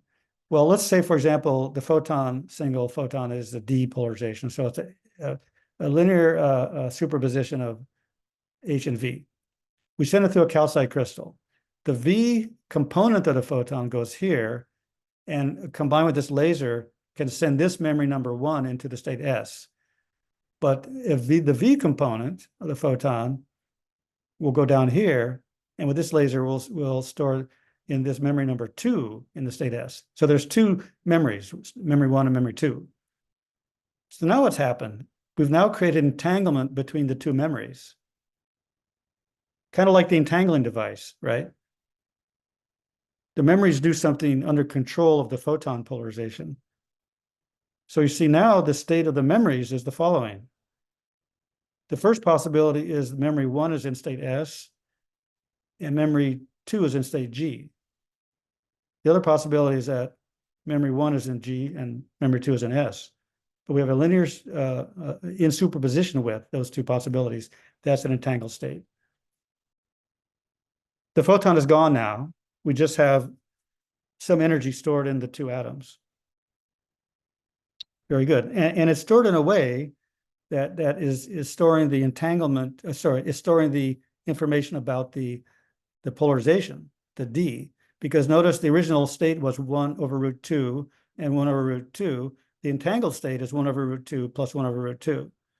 So it stored precisely that state information in the combination of those 2 memories. So that's a little bit advanced, but it's also very cool. How can you be sure that this worked? Well, you can also have 2 detectors, each one behind these memories. And the memories are not guaranteed always to absorb the photon. Sometimes they might fail. So if either one of these photon detectors registers a detection, we know that the original photon went through both memories or one memory and hit the detector. So that means the memories were not excited at all. Therefore, there was no storage. But if both detectors fail to register a detection event, then we know that the entangled state of these memories has been produced, assuming everything else is perfect. And we denote the probability of success as P. Let's say P is 0.1. So the probability that you successfully entangle these 2 memories is 10%, as an example. Okay, now we're almost done here, actually. I'm going to show you how all this together can create entanglement across a long distance, which is kind of the goal of the quantum repeater scheme. Right, so initially we have 4 memories, say. What do we do? These memories are similar to what I showed on the previous slide. Okay, what we do, we first do some work to try to entangle memories 1 and 2. And we do that by the method of the previous slide. We send a polarized photon in and we verify that entanglement has been created between those 2 memories. So we say the state of memory 1 and memory 2 is in the entangled state. At the same time, we're doing the same thing over to memories 3 and 4. So now we do that. Now notice that those memories can be very close together. They can be maybe like 1 kilometer apart. And we can achieve this by sending a photon to both of them. And so we wait a while until we verify that both of these pairs of memories are entangled. Now we're ready for the next step. We do Bell state measurements. We release the photon from memory 2 by sending the laser pulse in. We send that photon down to the Bell state measurement. We do the same thing, or maybe Alice is on the left and Bob is on the right. Bob sends the photon from memory 3 down to the Bell state measurement. Somebody in the middle, could be named Charlie or Chloe, they make a measurement in the middle and they obtain one of the 4 Bell states. And remember, I showed how to do that, right? You use the Bell state measurement device, which is the Bell state disentangler, 2 calcite crystals, and 4 detectors. So Charlie in the middle here determines which of the 4 Bell states is observed in the outcome. Now, Charlie sends out that information to Alice at memory 1 and Bob at memory 4. And they can do some state corrections if they want to. They don't have to, but They now know that memory 1 and memory 4 are entangled, and memory 2 and 3 have sacrificed themselves. So you see, if they're all separated by initially 1 kilometer each, now we have a separation of 1, 2, 3 kilometers. So we extended the distance out, and we know when we've done it. You might have to wait a while until these probabilistic events work, but once it works, you know it worked. That's the secret trick of doing entanglement distribution over very long distances. They call this a quantum repeater, which is kind of a misnomer, but it's really an entanglement distributing device. Okay. I know it's a lot to absorb, but I hope you kind of get the overall idea. So now we want to do a chain of these same kind of operations. We have memories. We have a node here. This is Alice, Bob, Charlie, 3 other people. Okay. Each one has 2 memories at their location, indicated by these little red dots. What do? They first work to get entanglement between, not between their local nodes, but between their local memories, but between adjacent memories. They do this. They work by exchanging photon and doing Bell state measurements to get entanglement between these 2 nodes. And you keep waiting until all these pairs of operators say, we've all succeeded. It might take a while, but eventually they've all succeeded. Then you go to the next step. And now you make Bell state measurements locally between these adjacent guys, here, here, here, here, and here. And you wait till all those succeed. And then boom, now you have entanglement between the most far distant nodes. Again, it may take a while, and this is why we don't have this system working yet, because the probability for all these steps to work approaches 0 in current day operations. So we need to improve the fidelity or the operation properties of all these devices to be much higher operations, higher probability of success. Once we get all of them working better, we can increase the probability that all these events will work together and create distant entanglement very rapidly. So I think my final slide is until I sum up at the end, is this one. If you have a 2-dimensional array of nodes, like this square array on the left, and you have Alice down here somewhere and Bob up here someplace. Now, this has a topology like the current internet.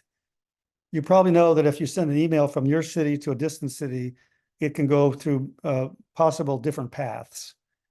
There's not only one fiber connecting you and the other city.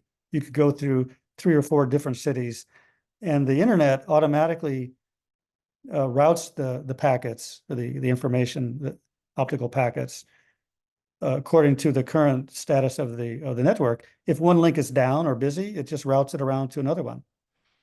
So that's why you need to have multiply connected paths, not just a single path. So what do? You do the same thing. All these nodes here try to entangle with their nearest neighbor, say a kilometer apart. They do that until not all of them work, but most of them work, or a good number of them work. You don't need all of them to work. This is the beauty of having a mesh network. Not all of them have to work. In this case, enough of them worked so that when they did the Bell state measurements internally, they ended up with 2 paths between Alice and Bob, this green one and this lower green one. So that gives you robustness, not against failures or breakdowns, but against the fact that these entangling operations are not deterministic, they're probabilistic. And the more nodes you have connected in the network, the more likely is you're going to find at least one good entanglement path. So now, Alice and Bob have entangled pairs of qubits. Now they can do teleportation. They don't have to send photons from Alice to Bob. Alice can teleport the state of some photon in her location over to Bob's location without sending any more photons. That's the kind of the magic of it. Okay, so finally, I'll summarize with what could a quantum network do and not not could it do? Well, it could allow distribution of quantum states and especially quantum entanglement across a large network between any two locations. Okay, you can use that for quantum key distribution, which gives secure encryption. You could use that for what's called private quantum computing. You can have some qubits in your lab. You can prepare them in a state. You could teleport them to another city where there's a quantum computer. That quantum computer could process your qubits and teleport the state of your qubits back to your lab. And now, since there's the no copying theorem, as Amy showed earlier, when the distant quantum computer teleports the answer or the qubits back to your lab, all the information is erased in the distant computer. There's no trace of what you did there. So that's good for you. It's maybe bad for law enforcement, but it's good for privacy and for finance. Okay. You could have private database queries. You could have a distant quantum computer that has a database in it, and you could pull data from there remotely without any trace of the operation and without any chance of eavesdropper tapping into what you're doing. You can use it for timekeeping and synchronization. You can use it for improving sensing, like magnetic, electric, and gravitational fields, and all kind of other atomic clocks, telescopes, etc. These are all hypothetical, mostly hypothetical things. Nobody has done all these things yet. Here's a nice review paper on what you could do with some of those things. Okay.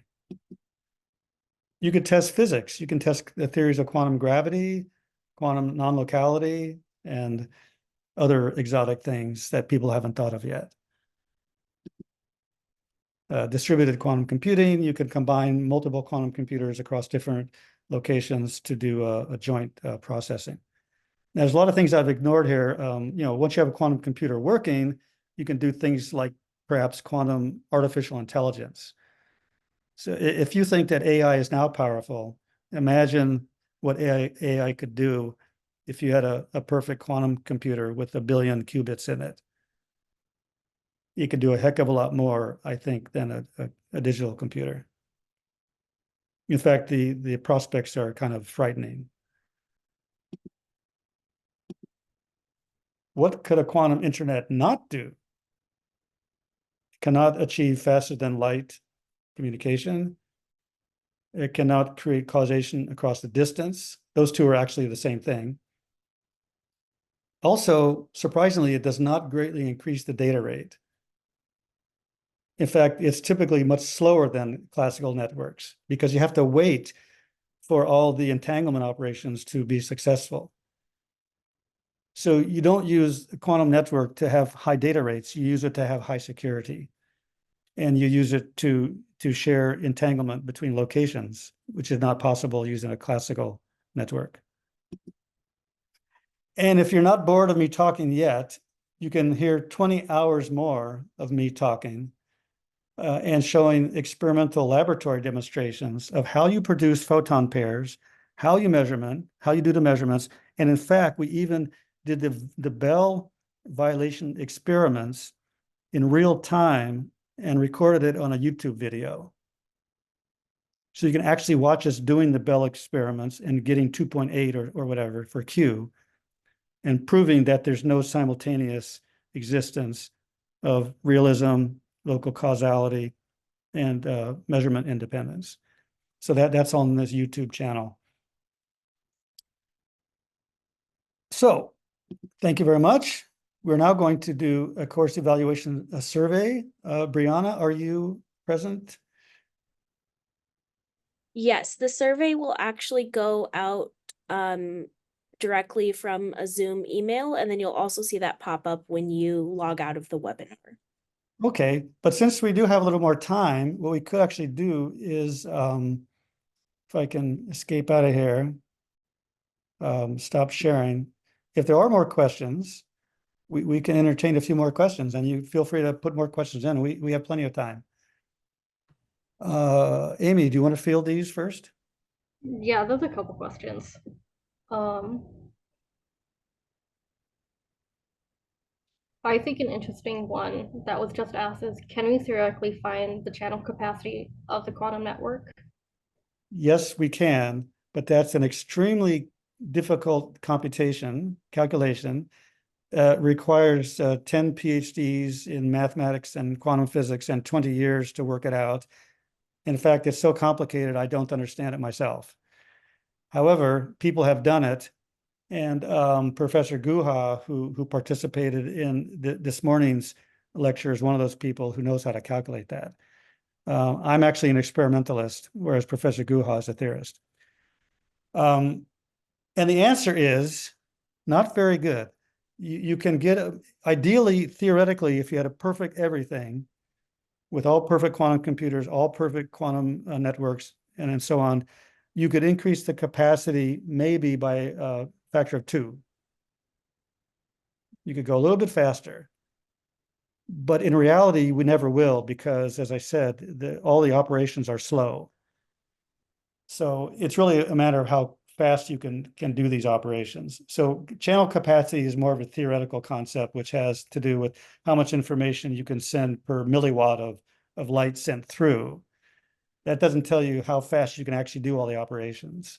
So in practice, I don't think that's ever going to be a factor. It's really more about security and about sharing entanglement. In fact, I've been at a workshop. I won't name the agency, okay, but it was one of the national agencies that receives billions of dollars to do high technology in the United States. And one of the group leaders in this very important agency stated in public that the quantum internet can speed up communication by thousands or many millions. And that's just not true. Okay. Another one there, Amy? How does the correlation of photonic properties affect quantum communication or the possibility of a quantum computer internet, if it does? Do you want to try that, or you want me to?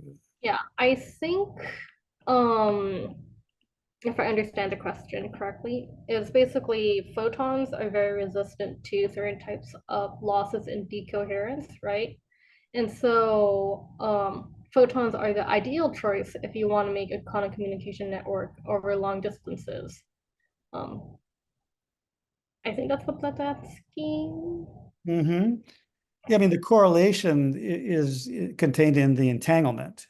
So that's why the Bell inequalities can achieve Q equals 2.8, because you have this quantum correlation.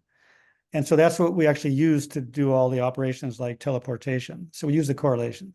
And then on top of that, what Amy also said was that photons maintain this correlation very, very, very well when they travel through fibers. As long as the photon's not lost, it will retain this correlation. Yeah. Okay, another one. Let's see. Can we get some of the benefits of quantum algorithms by simulating and emulating them with classical digital or analog computers?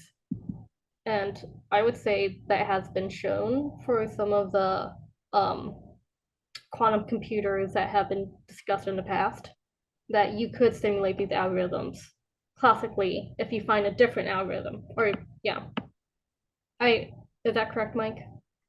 Yes, that's right. There's two ways to look at it. One way is if you have a true quantum computer that doesn't make errors, and you have a quantum algorithm, such as factoring large numbers using Shor's algorithm, then we know that theoretically that the quantum computer can outperform any digital computer by a very large amount.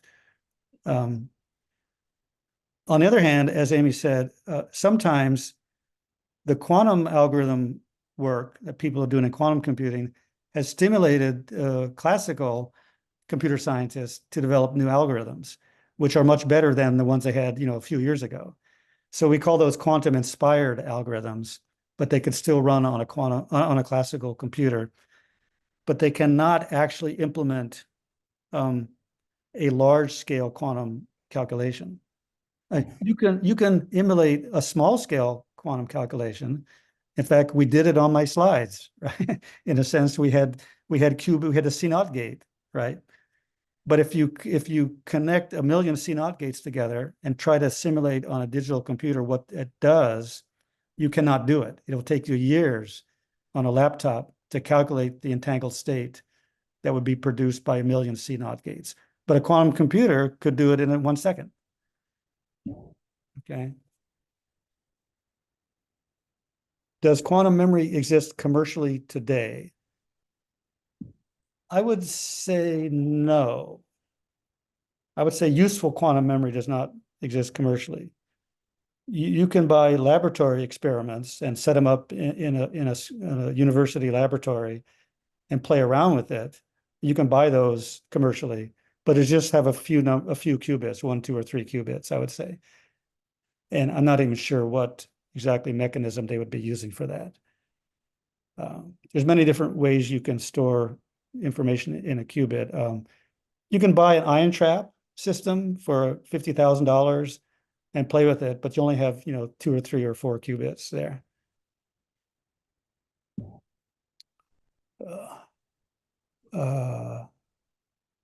Material science. Material science is a very important aspect of all of quantum engineering.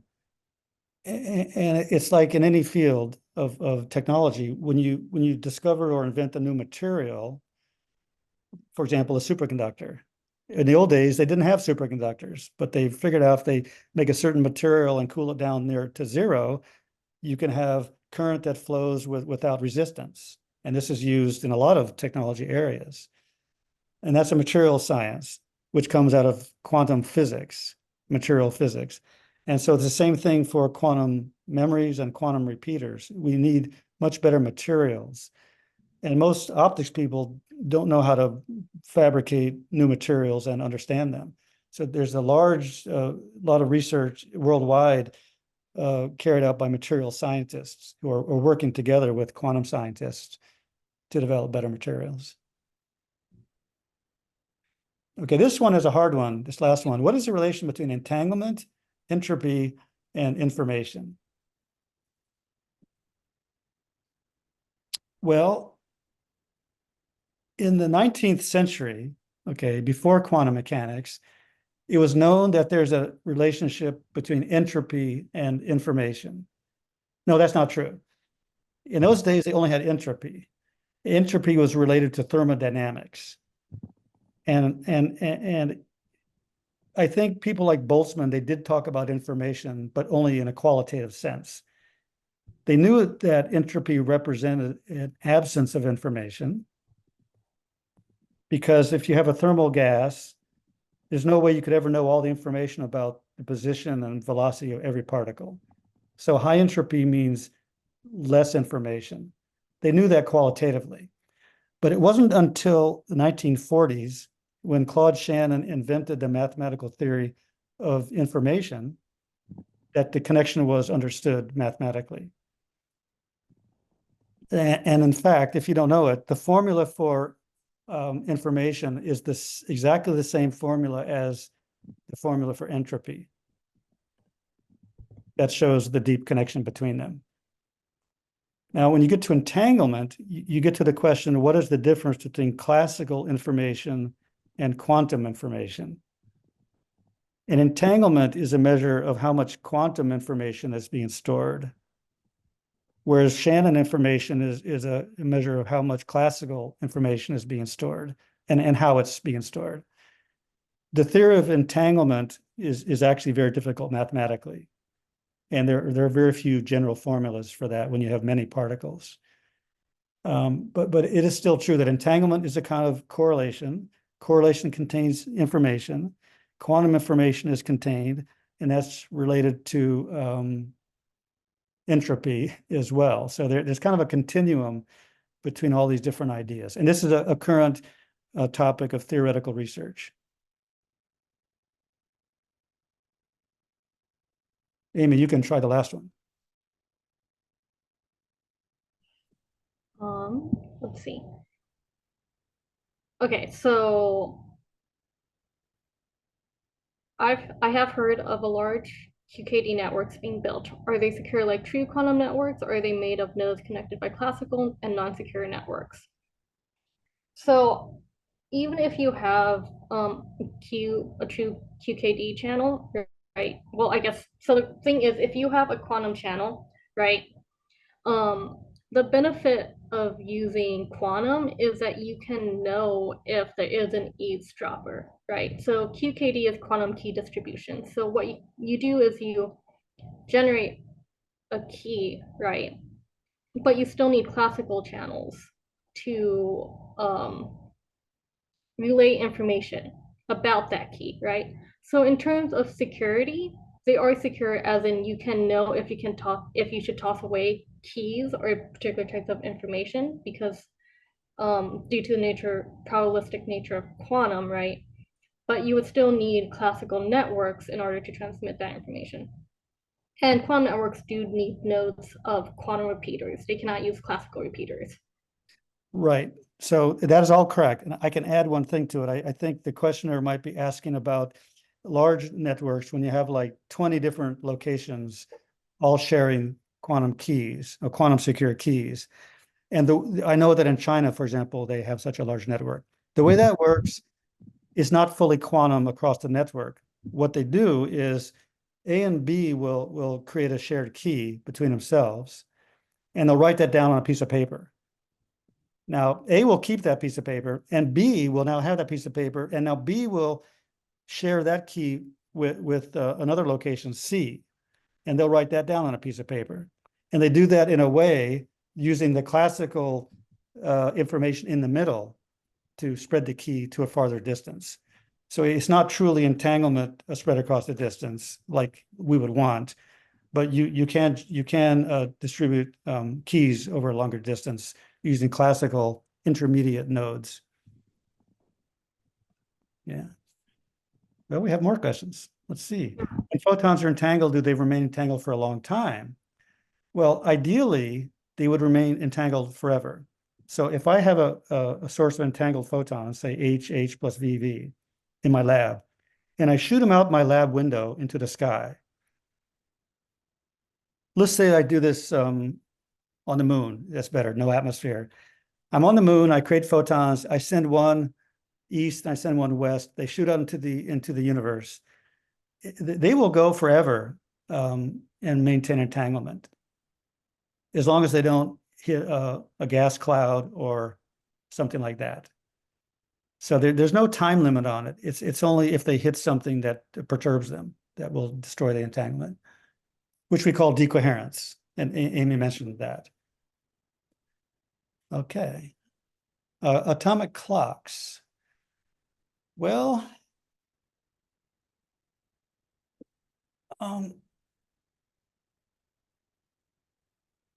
this is a complicated topic, which I'm not expert in, but the best atomic clocks do use entanglement in a way that's pretty subtle, which I can't really understand so well.